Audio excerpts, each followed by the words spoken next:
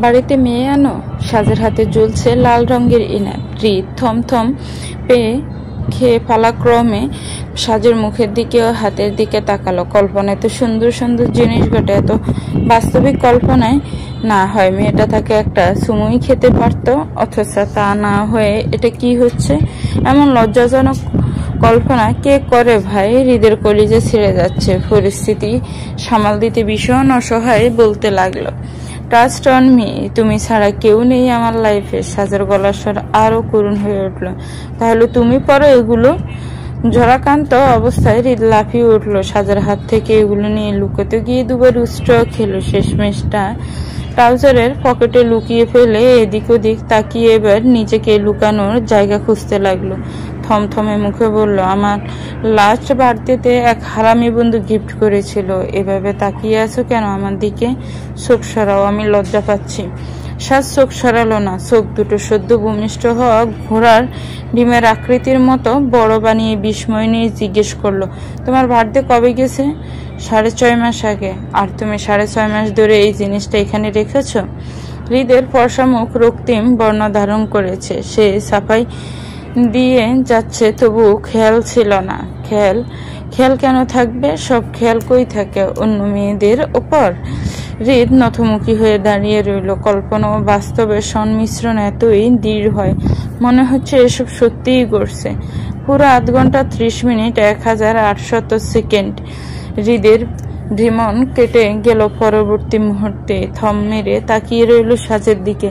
হতবুদ্ধি সাহনী তার বিমূঢ় কণ্ঠ। সাজ, মেয়েরা বহুবার প্রেমে পড়ে, কখনো একটু একটু করে প্রিয় পুরুষের গোটা পুরুষত্বের প্রেমে পড়ে যায়, কখনো বা তার মুখের নিজের ডাকনাম শুনে আচমকা প্রেম সাগরে ডুব মারে। ব্যাপারটা কেমন যেন সর্বাঙ্গে বিদ্যুৎ খেলে গেল সাজের। হতভম্বের মতো তাকিয়ে রইল কিছুক্ষণ, 5টা সেকেন্ড। আর তারপর নিজেকে স্বাভাবিক করার আপ্রাণ চেষ্টায় মেতে উঠলে। এদিক ওদিক তাকিয়ে নিজেকে ব্যস্ত করে নিয়ে বলল, সাজের মতিগতির দিকে তীক্ষ্ণ ছাউনিতে তাকিয়ে রয়েছে হৃদ। বাস্তবতা কঠিন, রুড। প্রজ্বলিত ছাউনি শুরু দেখা হলো। হাফ ছেড়ে বিছানায় বসলো সে। সাজের দিকে তাকিয়ে জিজ্ঞেস করলো, এখানে এসেছো কেন? ঠোঁট উল্টে ফেললো সাজ। কোনো সমস্যা? সমস্যা তো বটেই। কি সমস্যা? সাজ হাতের সবকিছু ফেলে হৃদের সামনে এসে দাঁড়ালো। পরনে গাঢ় সবুজ রঙের কুর্তি, একটা সাদা রঙের ওড়না, কোমরে গোজা, চুলগুলো কাটা দিয়ে মাথায় আটকানো। গামের বদলতে কয়েকটা চুল কপালে গালে লেপটে রয়েছে। অষ্টাদশের ছোট্ট শ্যাম মুখটার দিকে হৃদ স্থির তাকিয়ে রইল। একই প্রশ্ন আবারও করা। এবার হৃদ বলল হঠাৎ আসা জলোচ্ছ্বাসে, কার কি ভালো হয়েছে? কি? প্রথম দফায় সাজ চমকে গেল। অবুঝের মতো ফেল ফেল করে তাকিয়ে রইল কিছুটা সময়। ছোট্ট এই বাক্যটা বুঝতে তার বেশ অনেকটা সময় লেগে গেল। তারপর সে ঠোঁট চেপে ধরল, মাথা নাড়ল দুধারে। হৃদ বলল, কিছু সত্যি উঠতে চাই দেবে? জিজ্ঞেস করুন। তুমি কি আমার প্রতি অ্যাট্রাক্টেড হচ্ছ? সাথীত্যস্ত করতে করতে বলল, অ্যাফেকশন? জানি না, সম্ভবত না। তবে কি? মনে যা আছে জানাও। সাজ বড় করে শ্বাস টানল। আর তারপর বলল, মনে যা চলছে তা জানালে আমি লজ্জায় মারা পড়ব। ঠাট্টার এক হাসি হৃদের ঠোঁট জুড়ে গেল। রসিকতা সুরে হৃদ বলল, তাই নাকি? তবে তো শুনতেই হয়। আমি পারবো না। পারতেই হবে। ইস না। হ্যাঁ, তবে কানে কানে বলবো। ঠিক আছে ম্যাডাম, তাই বলুন। সাজ সত্যি সত্যি হৃদের কানের কাছে মুখ নিল। পিসপিসানো আওয়াজে বিড় করে বলল, আসলে আমি। আপনি? আপনাকে? আমাকে? পরে বলবো, আমার শরম করে। আর এই কথা বলে সাজ বহু দৌড় লাগালো। হৃদ ভ্যাবাচেকা খেয়ে কিছুক্ষণ বসে রইল। মেয়েটা চোখের সামনে থেকে গায়েব হতে সম্ভবত 1 ন্যানো সেকেন্ডও লাগেনি। কি হলো এটা? সাজ রান্নাঘরে চলে এলো। মস্তিষ্কে ঘুরতে লাগলো হৃদের বলা সেই কথা। হঠাৎ আসা জলোচ্ছ্বাসে কার কি ভালো হয়েছে? হয়নি তো কি হয়েছে? এবার হবে। সাজের কপালে বাস 3টা। ঠোঁটের কার্নিশে মুচকি হাসি হয়ে লেপটে গেল। আজ পূর্বিকা শাড়ি পরে এসেছে রাফির সাথে দেখা করতে। শাড়ি সে সামলাতে পারে না ঠিক, তবে পরলে খুব অদ্ভুত লাগে। অনেকটা দুপুরে জলমলে রোদ্দুরের এক অখণ্ড বাঁকা চাঁদ যেন কিছুটা অগ্নিকুণ্ডে প্রতীয়মান, বরফের মূর্তির মতো শান্ত, শীতল ও অপার্থিব সৌন্দর্যের মলিনতা এমন সুন্দর দেখায় পূর্বিকাকে। সেই সৌন্দর্য দেখার জন্য মনের চোখ লাগে, বাহিক দৃষ্টি তো কেবল কটাক্ষই করা যায়। যেমনটা রাফি করে বসলো দেখা মাত্র। রেস্টুরেন্টে ঢুকে পূর্বিকাকে দেখে রাফি বিদ্রুপের হাসি দেখিয়ে বলল, কি হ্যাঁ ললনা, রাতে ঘুমাও না নাকি? চোখের নিচের গর্তে দেখছো? কাজল কেনার জন্য পয়সা খরচ করা লাগে না। রসিকতা কেন জানো পূর্বিকের গায়ে তীক্ষ্ণ সূচ দিয়ে বিঁধল। অস্বাভাবিকতার সাথে মেয়েটা স্বাভাবিক থাকার আপ্রাণ চেষ্টা চালিয়ে বলল, হ্যাঁ তোমারই কাজ কাম। প্রেমিকার চোখের কাজল কেনার পয়সাটা বেঁচে গেল, তোমারই লাভ। হো হো করে হেসে সামনে বসলো রাফি। তারপর বলো, আজ এত রং করে শাড়ি পরার কারণ কি? এমনি পড়তে পারি না নাকি? পারো, কিন্তু তুমি কি আয়নায় নিজেকে দেখেছো? তোমার ড্রেসিং সেন্স মেবি গতবারের বন্যায় বেসে গেছে। ক্যাটক্যাটে সবুজ রঙের শাড়ির সাথে কেউ ক্যাটক্যাটে লাল রঙের ব্লাউজ পরে তোমার পুরায় আধ খাওয়া তরমুজের মতো লাগতেছে। মায়েরই স্তব্ধ হয়ে তাকিয়ে রইল পূর্বিকা। তারই মধ্যে রাফি ফের বলল, ওই তরমুজের মতো তো লাগতেছে, সেই সাথে আরো কিছু একটা, কি জানি পেটে আসতেছে, মুখে আসতেছে না। এই পূর্বী হেল্প করো তো, কি জানো করো না ভাই। পূর্বিকা হতবুদ্ধি হয়ে তাকিয়ে থেকে বলল, আমি কিভাবে বলবো? তাই তো, তুমি কিভাবে বলবা? মনে পড়ছে, কি তোমাকে রং জ্বলে যাওয়া বাংলাদেশের পতাকার মতো লাগতেছে। এটা পারফেক্ট, কি জোশ। পূর্বিকার কান্না পেয়ে গেল, সরিষের মতো অভিমানী কান্না, অথচ তার ম্যাচুরিটি তাকে কাঁদতে দিল না। শক্ত পাথরের মতো বসিয়ে রাখলো। খাবার পরিবেশন করলেন ওয়েটার। রাফি খাওয়া শুরু করে ফের বলল, তো বলো কি অবস্থা? ভালো রাফি, তোমার কি অবস্থা? আমার তো সবসময় ভালো থাকে, কিন্তু তোমারে দেখে ভালো মনে হইতেছে না। এই 24-এর যুবতী বয়সে একটু তরতাজা থাকবা, গায়ে জোশ থাকবে, চোখ মুখে একটা আলাদাই গ্লো থাকবে, কি না? ঠিক না, অথচ তোমারে দেখলে মনে হয় 5-10 বছর ধরে সংসার করতেছ, 2-3টা বাচ্চা সামলাইতেছ। এভাবে হলে কি চলবে? আমার চেয়ে তোমার বয়স বেশি মনে হয়। আমার আম্মা তো দেখেই আমার দিকে জুতা ছুঁড়ে মারবে যে কি মেয়ে পছন্দ করছি। এরকম হলে চলবে না। পানির বোতলটা এদিকে পাশ করো তো। রাফি হাঁপিয়ে উঠলো কথা বলতে বলতে। পূর্বিকা পানির বোতল এগিয়ে দিল। রাফি পানি খেয়ে বলল, তুমি খাচ্ছ না কেন? হাসলো পূর্বিকা, খিদে নেই, তুমি খাও। আগে বললেই হতো, এখন খাবার অর্ডার করার পর এটা বলতেছো কেন? সরি, ভুল হয়ে গেছে, বিলটা আমি পে করে দিচ্ছি। আচ্ছা দাও, আমার একটু কাজ আছে রাফি, যাওয়া লাগবে। হ্যাঁ যাও। পূর্বিকা সত্যি সত্যি বিলটা দিয়ে রেস্টুরেন্ট থেকে বেরিয়ে পড়ল। কিছু সম্পর্কের তেতো ভাবটা বাড়তে বাড়তে বিষাক্ত হয়ে পড়ে। তারপরে সেখানে থাকা যেন জেনে শুনে বিষ পান করার মতো ব্যাপার। পূর্বিকা সানন্দে দুঃখ পেতে মরিয়া, তাই তো বিগত সময় ধরে একটু একটু করে বিষ পান করে যাচ্ছিল। এখন আর মৃত্যুও হচ্ছে না। পরিশেষে সবকিছুরই একটা সীমান্ত থাকে। রেস্টুরেন্ট থেকে বেরোতে বেরোতে পূর্বিকা সেই সীমান্তে পার করে ফেললো। ওদিকে রাফি যেন অতীতের জালে আটকা পড়ে রইল। শাহজাজ হৃদের জন্য রান্না করছে ঘরে। ঝড়ের ঘরে সে সময় স্যুপটা খেয়ে হৃদ স্বাদ বোঝেনি ঠিকই, তবে এখন তো বুঝতে পারছে মুখটা যে একটু তেতো হয়ে আছে, সেটুকু না হয় বাদই দিলাম। তাছাড়া যে স্বাদ দুইজনের খাওয়ার মতো তরকারিতে ডালের চামচের 1 চামচ ভর্তি লবণ, 2 চামচ ভরে হলুদ ও সামান্য মশলা দিয়ে রেঁধেছে, সেটা কি বলা যেতে পারে? স্বাদ ঠিক বলেছিল, সে অমৃত রান্না করে। একবার তার হাতের রান্না কেউ মুখে দিলে আমৃত্যু জিভ থেকে স্বাদ সরবে না। এমন স্বাদ লেগে থাকবে যেন জিভটা বাসন মাজার স্পঞ্জ দিয়ে ঘষলেও উঠবে না। সে কথা হৃদ হারে হারে টের পেলে। তরকারি দিয়ে 2 লোকমা ভাত খাওয়ার পর হৃদ বলল, জ্বরের মুখে ভালো লাগছে না, একটু ঢাল দাও। শাহজ ভাতের মধ্যে 2 চামচ ঢাল ঢেলে দিল। স্মিথ হেসে বলল, কেমন হয়েছে? ভালো। হৃদ অল্প একটু ভাত মাখিয়ে মুখে নিতেই চোখ মুখ বন্ধ করে ফেললো। চিবাতে আর ইচ্ছে করছে না। ডোক গিলে সবটা পেটের ভিতর চালান করে দিয়ে বলল, ডালে কয় চামচ চিনি দিয়েছ? চিনির বয়ামে যে ছোট চামচ ছিল না, ওটার 8 চামচ কম হয়েছে। আমারও মনে হচ্ছিল আর একটু দেওয়া লাগবে। দাঁড়াও, আমি বয়ামটা আনছি, তুমি ভাতের উপর ছিটিয়ে নাও। কার কাছ থেকে শিখেছো এসব? একজন ইউটিউবার, সেই জোশ রান্নার চ্যালেঞ্জ নেয়, দারুণ লাগে। আর কি দিয়েছো ডালে? মেথি, তিসি আর কালো জিরা। দেখতে সুন্দর লাগছে, খেতেও ভালো হবে নিশ্চিত। আমি ছুলে দেই এগুলা, এত সিল্কি লাগে, খেতে কেমন? অমাই। সাজের চোখ দুটো জল জল করে উঠলো, উৎফুল্লতা নিয়ে বলল, আর একটু দেই। হৃদের নিজের জন্মের পর থেকে করে যাওয়া ভাবগুলির হিসেব করে যাচ্ছিল। হিসেব করে দেখা গেল কোথায় কোথায় অর্ণবকে লাথি মারা ছাড়া সে তেমন আহামরি দোষ করেনি, নাকি করেছে মনে পড়ছে না তার। প্রাণপণের চেষ্টা চালিয়ে তা মনে করতে লাগলো। অবশেষে আর না পেরে খাবারের প্লেটটা একটু পাশে সরিয়ে রেখে টেবিলে মাথা ঠেকালো। আজই অর্ণবের কাছে মাস্ক চাইতে হবে। সাজ অস্থির হয়ে উঠলো, কি হয়েছে, ঠিক আছো?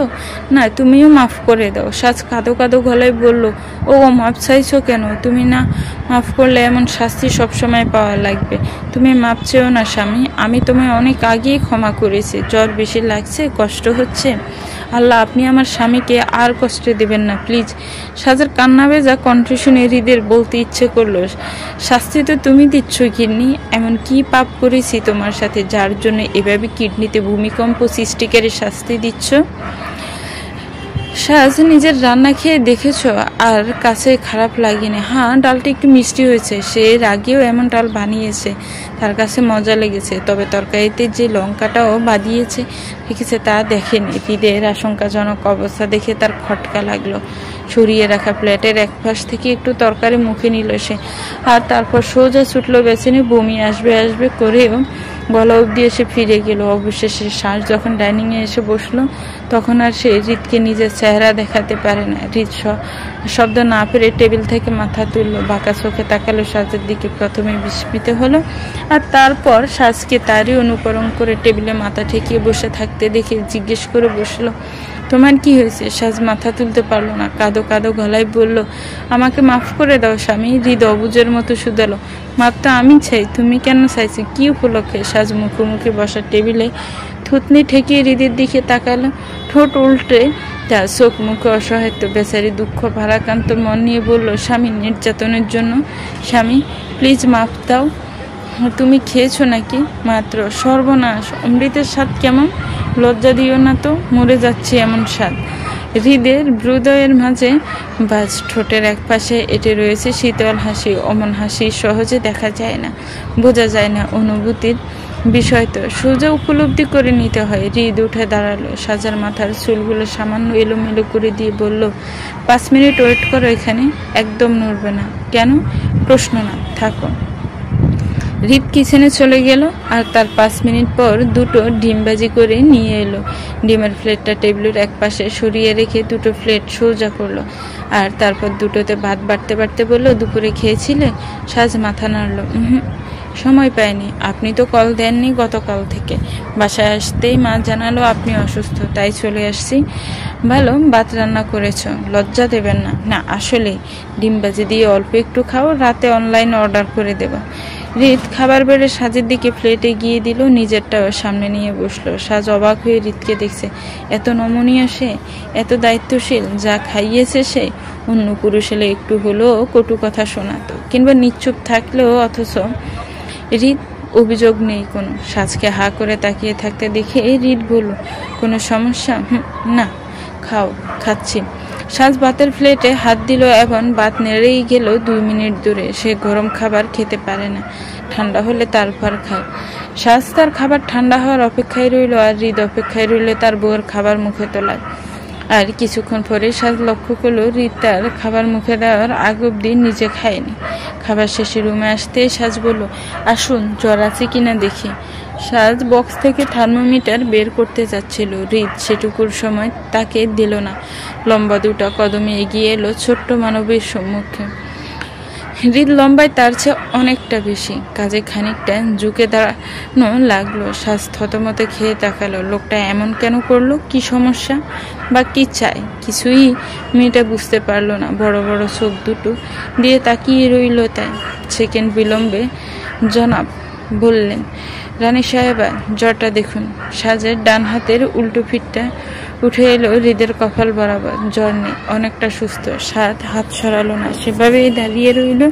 হৃদ ও প্রিয়তমা স্ত্রীর এটুকি স্পর্শ লোভে ঝুঁকেই দাঁড়িয়ে রইল। কিছুটা অসুখ কেবল অসুস্থতা থেকেই আসে না, কিছুটা একাকিত্বের অগ্নিমেশা। অথচ বৃষ্টি গাছ হওয়া মাত্র জ্বর বিছানার সাথে লিপ্টে থাকে সে। সেই জ্বরের স্থায়িত্ব 3 রাত, অথচ আজ 1 রাতে সেরে উঠছে সে। কেন? সে একা নেই, তার খেয়াল রাখার জন্য একজন আছে। সে কষ্ট পেলে এই মেয়েটা ঠোঁট উল্টে কাঁদতে লাগবে। তার হাজারটা বদ অভ্যাসে এই মেয়েটাই বকতে বকতে বুকে এসে যাবে। কি আনন্দ! এত আনন্দের সাথে অসুস্থ থাকা যায় নাকি? হৃদ নতমুখী হয়ে স্মিত হাসলো, ধীর শব্দে বলল, জ্বর ছেড়ে ঘামছি madam, I need a shower. যেতে পারি? সাজ লাফিয়ে তাকে ছেড়ে দাঁড়ালো। বুকের ভেতরে জ্বালা দিতে থাকা অসহ্য হৃৎপিণ্ডটা লাফিয়ে বেড়াচ্ছে। সাজ বড় করে একটা শ্বাস টানলো, আর তারপর দমাটকে দাঁড়িয়ে রইল। মেয়েটা এহেন কাণ্ডে ঋণ গাল টেনে দিয়ে একটা টাওয়াল নিয়ে ওয়াশরুমে ঢুকে গেল। এমন অচেনা অজানা ও ঐশ্বরিক অনুভূতির জন্য তার অপেক্ষা 18টা বসন্ত। সাজের পাগল পাগল লাগতে শুরু করলো। মেয়েটা বোধহয় সত্যিই পাগল হয়ে উঠল। সে পুরো বিছানায় কিছুক্ষণ গড়াগড়ি খেলে সবকিছু কেমন তার সবকিছুতেই তার স্বামীর সুবেশ। এত সুখ এসবে? হৃদয় শাওয়ার নিয়ে রুমে ফেরার আগে সাজ ভদ্র হয়ে গেল। একদম শান্ত মেয়ে সে যে এক কোণায় বসে রইল, এদিক ওদিক তাকালো না পর্যন্ত। সাজের এমন নাটক দেখে হৃদ না হেসে পারল না। সাজ তাকালো, কালো ট্রাউজার, অলিভ রঙের টি শার্ট আর টাওয়াল দিয়ে চুল মুছতে মুছতে হাসি। সাজ কি আরেক দফায় মরে যাবে, নাকি গিয়ে টুক করে গালে একটা চুমু খেয়ে এসে এমন ভাজা মাছটা উল্টে লক্ষ্মী বাচ্চা সে যে থাকবে? ইস, বাচ্চা শ্যাম গাল দুটো লাল, বাইরে থেকে দেখা গেল।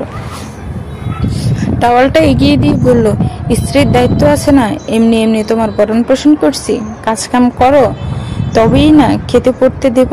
সাজের কাজ কাম হচ্ছে হৃদয় চুল মুছে দেওয়া। সে হাসবে নাকি কাঁদবে বুঝতে পারলো না।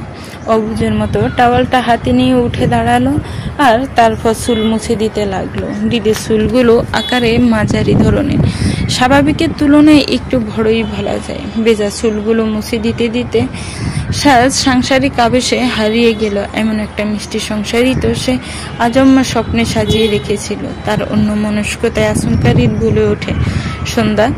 সানজিদা আফরিন সাজ, সানজি আফরিন। এসবের পরে সন্ধ্যা নামটা তার জন্য নতুন। কেউ কখনো ডাকেনি। প্রিয় পুরুষের মুখে এমন ডাকনাম শুনে কাজে চমকে গেল সাজ। বিস্ময়ে চোখের পাতা জমে গেল, চোখ কাঁপতে লাগলো তীর তীর করে। সেকেন্ড 2 হাতও থেমেছিল, তাও চলমান হলো। হাওয়ায় বাসা সত্যের অসত্যতা পেয়েছো কি? পেয়েছি। আমি নিজের মুখে বললে বিশ্বাস করতাম না হয়তো, তখন সামনে প্রমাণ পেলেও মানতে চাইতাম না, কারণ আপনার মুখ থেকে শোনা সত্য আমার কাছে তখন মিথ্যেই মনে হতো। আনমনে হাসল ঋণ। আর এখন আমার পৃথিবীর একমাত্র সত্যি আপনি। বিশ্বাস কেবলই আপনার চোখ, যত্ন, আপনার বেড়ে দেওয়া এক থালা ভাত, গুরুত্ব, নিজে না খেয়ে আমার খাওয়ার অপেক্ষা, সম্মান, স্পর্শের আকাঙ্ক্ষা সত্ত্বেও অনুমতির অপেক্ষা। হৃদের হাসি পথস্থ হলো। সাজ তাকে ছেড়ে দাঁড়ালো, তাকালো হৃদের বাদামি বর্ণের ঘোলাটে চোখের দিকে। হৃদয়ের মাঝে পড়লো লম্বাটে 3টি বাজ। সে জিজ্ঞেস করলো, কিছু বলতে চাইছেন? হ্যাঁ বলুন। উত্তরের নিশ্চয়তা দাও, তারপরেই বলবো। স্বাভাবিক হয়ে হেসে ফেললো সাজ। কেন, কঠিন কিছু নাকি? তা একটু, চিন্তা নেই, যে কোনো উত্তর দিতে পারবো। বড় করে শ্বাস নাও। নিলাম। স্বাভাবিক হও। হলাম। চোখ বন্ধ করো। করলাম। গা ছেড়ে নরম হয়ে বসো। বসলাম। এখন আরো একবার শ্বাস টানো। ভালোবাসো?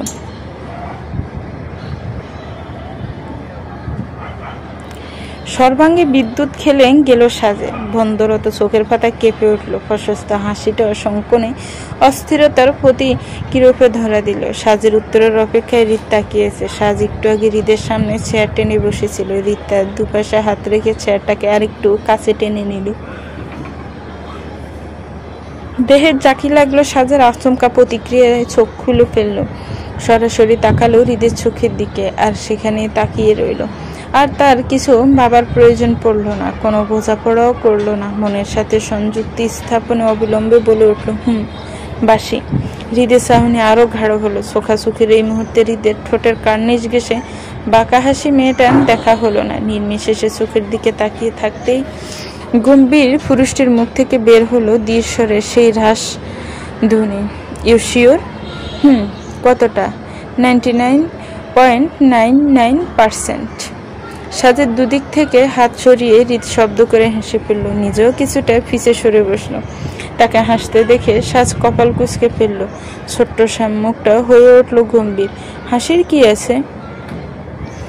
হৃদ উঠে দাঁড়ালো, টাওয়ালটা নিয়ে বারান্দায় চলে গেল। সাজে পিছে পিছে গিয়ে দাঁড়ালো। কি হয়েছে বলুন? হৃদ রেলিংয়ে হেলান দিয়ে দাঁড়িয়ে বলল, তুমি এখনো ভালোবাসতে পারোনি। সাজের মুখ থমথমে হয়ে এলো। বললেই হলো নাকি? সে কতটা নিশ্চিত তা তো বলেছে, তাও এভাবে বলার কি আছে? এটা তো রীতিমতো অপমান। সাজের খুব কষ্ট লাগলো। সে ফিরে যেতে গেলেই হৃদ বলে উঠল, ম্যাডাম। পিছে না তাকিয়ে সাজ উত্তর নিল, কি? ভালোবাসার নিশ্চয়তা পার্সেন্টেজে নয়, হ্যাঁ নাতে হয়। ঘাড় ঘুরিয়ে হৃদের দিকে তাকালো সাজ। আপনি নিশ্চিত যে আমার ভালোবাসা এখনো ত্রুটি আছে? জি। তবে চলুন অনুভূতির দাবি দাওয়ায় নিশ্চিত না হওয়া অবধি যোগাযোগ সীমিত করে ফেলি। এবার বোঝাপড়াটা নিজের সাথেই করব। আমিও দেখতে চাই দূরত্বে কি দূরে যাওয়ার বাহানা বানায় নাকি কাছে আসার তৃষ্ণা বাড়ায়। সাত ছেলে গেল এটুকু বলে হৃদের জ্বর আচমকা কেমন মাথা ছাড়া দিয়ে বাড়তে লাগলো।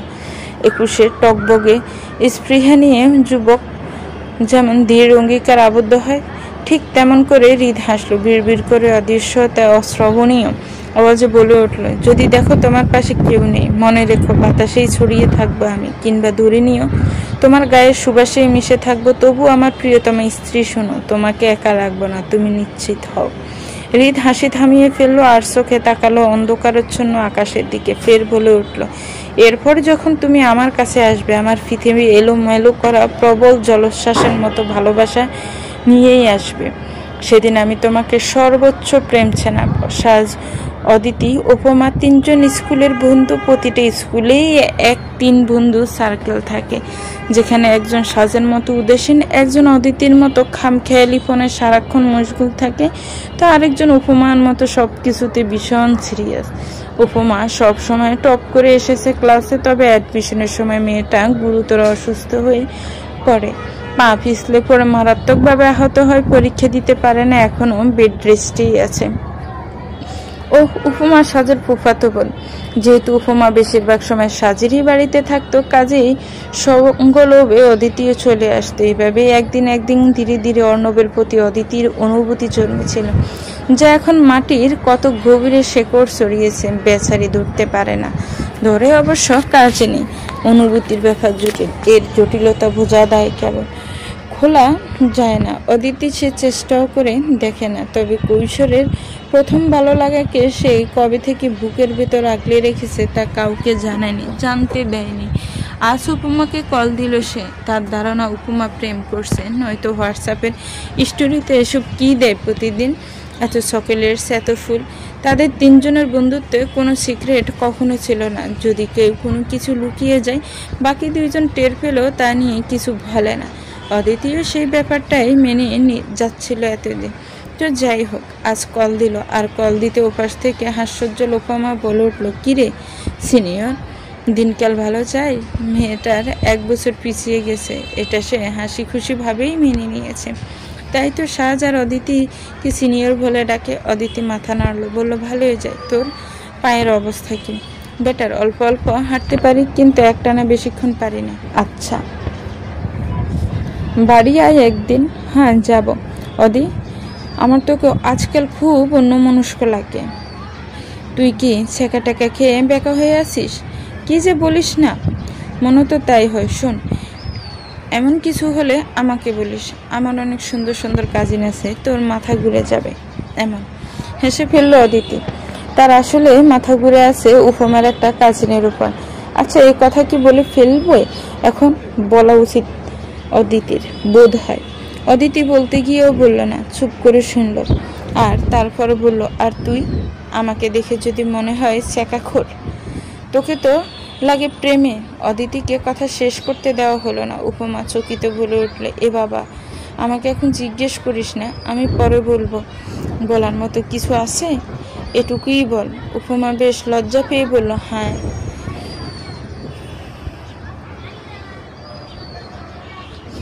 আর তখনই উপমার রুমের দরজা খোলার শব্দ হলো। সঙ্গে সঙ্গে আরও এক পুরুষালী আওয়াজ শুনতে পেল অদিতি, বেশ অস্পষ্ট, খানিকটা ঝাপসা আর অনেকটা পরিচিত। সে উপমাকে বলল, তোর চকলেটস আর ফ্লাওয়ার্স নিয়ে আমার তোকে কিছুক্ষণ দেখার সুযোগ করে দে। কার সাথে কথা বলছিস? ফোন সরাতো। উপমা তড়িগড়ি করে কল কেটে দিল। ওদিকে অদিতি থম মেরে বসে রইল। বুকের ভেতর কি যেন হচ্ছে। আশঙ্কার শব্দটা এত খারাপ কেন? মস্তিষ্ক ফেটে যাচ্ছে ইফ অ্যান্ড ইফ নট এর দ্বিধায়। এবং অবস্থায় সাজ রুমে প্রবেশ করলো। দৌড় পড়িয়ে উঠে বসলো অদিতি। নিজেকে লুকানোর সর্বোচ্চ চেষ্টা তার।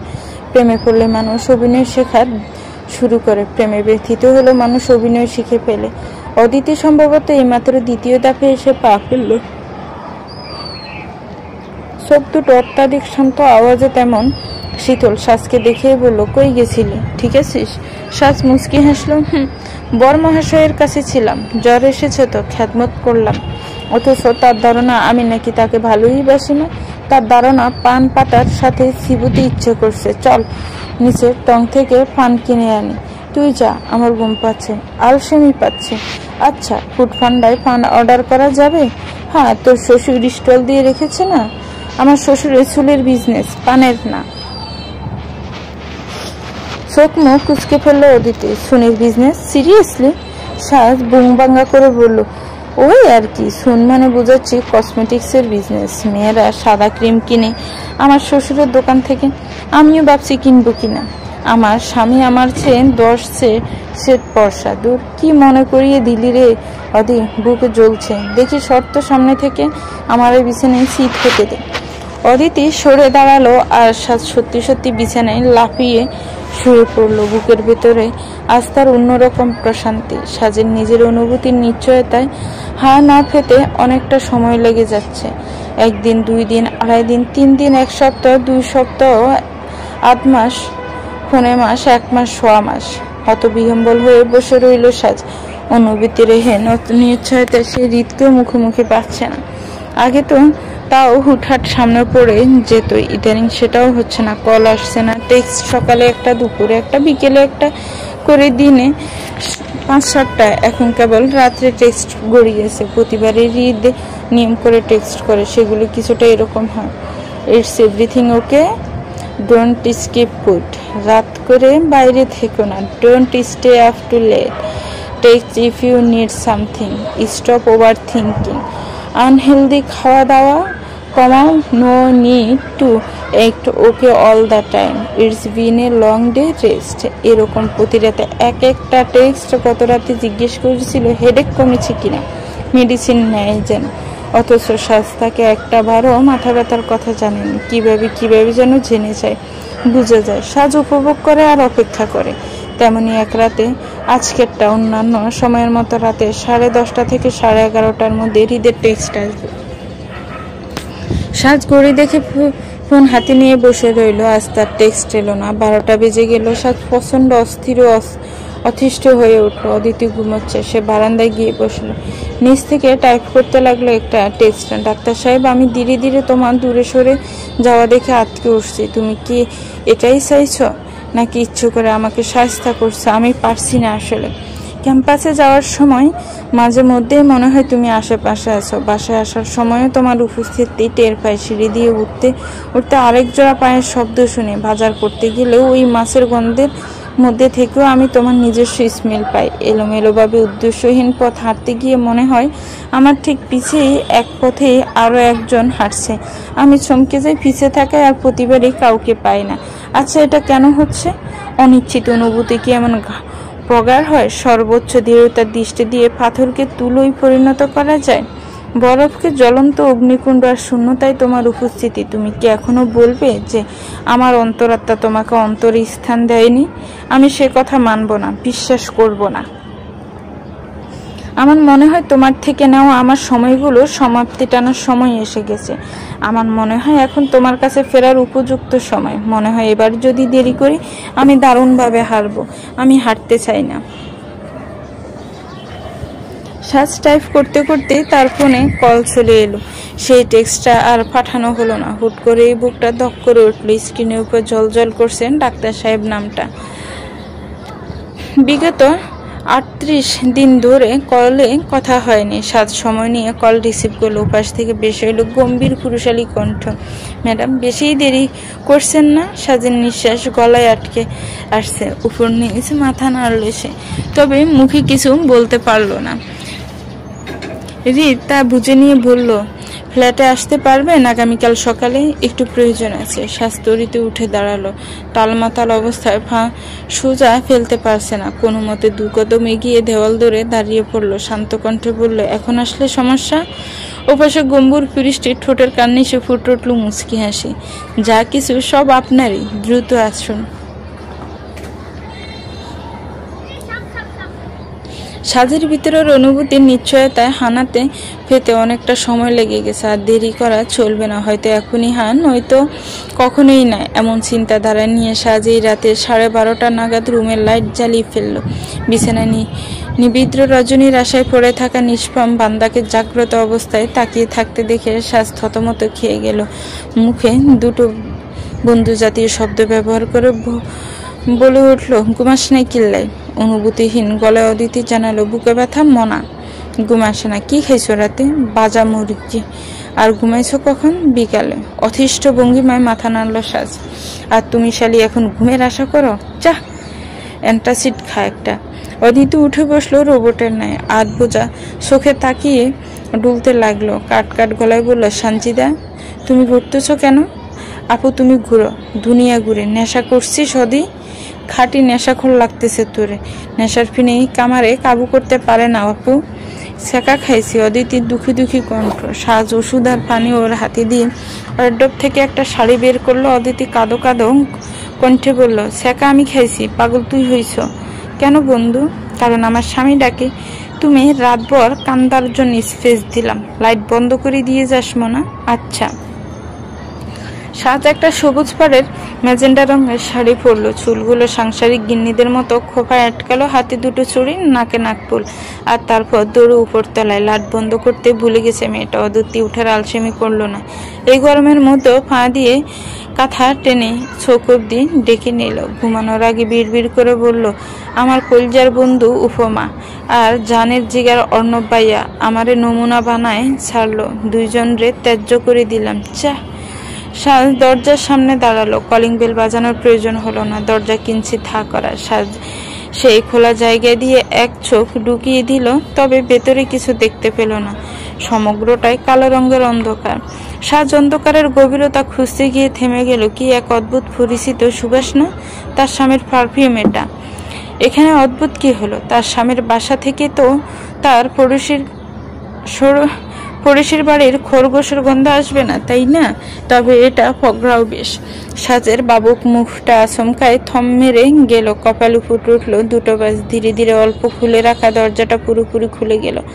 একদম সামনে 1 হাত দূরত্বে বুকে হাত গুজে দাঁড়িয়ে আছে রিত। পরনে কালো টি-শার্ট। সাজ মিকি হাসলো, দাঁত কেলিয়ে বলল, হ্যালো। রিত হেসে উঠল আনমনে। Welcome back to your home madam. Thank you. Saaj অপ্রস্তুত হলো। অস্বস্তি নিয়ে ফেলফেলে চোখে তাকিয়ে রইল। সদ্য শাওয়ার নেওয়া রিতকে কি তুলনামূলক একটু বেশি স্নিগ্ধ আকর্ষণীয় লাগছে না?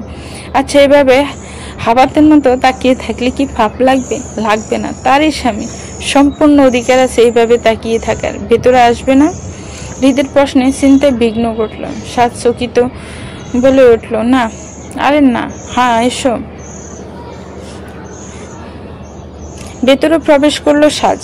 হৃদ তাকে জানালো আগামীকাল ডাক্তার দেখাতে হৃদের বাবা রৌশন সাহেব উদয়কে সাথে নিয়ে ঢাকা আসবেন। তিনি একটু কঠোর হৃদয়ের মানুষ। ছেলে ও ছেলের বউয়ের আলাদা থাকাটা ভালো চোখে দেখবেন না। সেবার সাজের শ্বশুরবাড়ি থেকে ফেরার পর আফিয়া বেগম বাদে সকলের ধারণা সাজ আর হৃদ একসাথেই থাকছেন। হৃদও বিশেষ কৈফিয়ত দেওয়ার অনিচ্ছায় কাউকে সত্যটা জানেনি। এখন রৌশন সাহেব বাসায় এলে যদি দেখেন এই অবস্থা, তিনি রুষ্ট হবেন। সাজ সবটা শুনে বলল, ওনারা কয়দিন থাকবেন? বলতে পারি না। আচ্ছা, আমি সকালে নিচে গিয়ে আমার জামা কাপড় সব নিয়ে আসবো। ঠিক আছে। তারপর 2 জনে চুপ হয়ে রইল। হৃদ কিছু বলতে চাইছে না, আর সাজ কি বলবে তা ভেবে পাচ্ছে না। এমতো অবস্থায় অনেকটা সময় সাজকে দিয়ে হৃদ বলল, তো আজ থাকবে? সাজের বুকের ভেতরটা দক করে উঠল, দৃষ্টি বিক্ষিপ্ত, এদিক ওদিক অশান্ত। সে থেমে থেমে বলল, আজ থাকবো? থাকি, কাল তবে সুবিধা হবে। কি বলে? থাকি। থাকো। আচ্ছা, কোন রুমে থাকবো? তোমার ইচ্ছা। ওনারা এলে কোথায় থাকবেন? হৃদের এই ফ্ল্যাটে 3টা রুম, একটা স্টাডি রুম, একটা বেডরুম আর একটা গেস্ট রুম। হৃদ গেস্ট রুমটা দেখিয়ে বলল, গোছাতে হেল্প করো সাজ, সারাদিন কাজের খুব প্রেশার ছিল, এখন এসব একা হাতে করা লাগবে ভাবতেই হাঁপাচ্ছিলাম। তুমি এসে সুবিধাই করলে। আপনার হেল্পিং হ্যান্ড কি করে? হৃদ অসহায়ের মতো হাসলো। আমাকে নিরীহ ব্যাচেলর পেয়ে বুয়া একদিন আসেন, 3 দিন আসেন না। এ নিয়ে কিছু বললে তিনি গর্বের সাথে বলেন, তুমি একা মানুষ, 3 বেলা ডিম পোস্ট খেয়ে কাটাই দিতে পারবা। তাছাড়া যা রেঁধে ফ্রিজে রেখে দিছি 1 মাস কাটাই দিবা। ওনার কথা শুনে ভাবি, মন্দ বলেননি, তাই করা যায়। তারপর পড়ে যায় পেশাদে। তারপরে ওনাকে কাজে রেখেছেন কেন? বিয়ের আজকে কয় মাস বলো তো? 4 মাস 11 দিন। ম্যাডাম শুনেন, বিয়ের আগে তো বুয়া মাসে 1 দিন ব্যাচেলর বলে খেফাতেন আমাকে, আর এই বিয়ে 4 মাস 11 দিনে যতদিন ওনার সাথে দেখা হয়েছে ততদিনই আমাকে ব্যাচেলর বলে আখ্যায়িত করেছেন। কেন বলুন তো? সাজ বাবুক হয়ে হলো কেন? কারণ হাজারো মেয়েদের মন ভাঙা ডাক্তার অনয় আহমেদ হৃদ তার নিজের 3 কবুল বলা বউয়ের কাছে প্রতিনিয়ত নাস্তানাবুদ হচ্ছেন। তো ম্যাডাম, সাংসারিক হয়ে আমাকে উদ্ধার করতে চান কবে বলুন? সাজ উদাসীন হয়ে বলল, চলুন সংসার করি, চলুন প্রেম করি, চলুন ঘরে গোছাই। হৃদ হাসতে হাসতে বলল, চলুন। স্বামীর বাড়িতে শ্বশুর ও দেওরের পা ফেলার আগে সাজ আবেগে বিবেক হারানো কাজকাম করা শুরু করে দিল। তখন সকালের একটা সময় গৃহিণী বেশে থাকার জন্য যত রকমের চলাকলা প্রয়োজন সারা রাত ড্রয়িং রুমে বসে ইউটিউব দেখে শিখে নিয়েছে।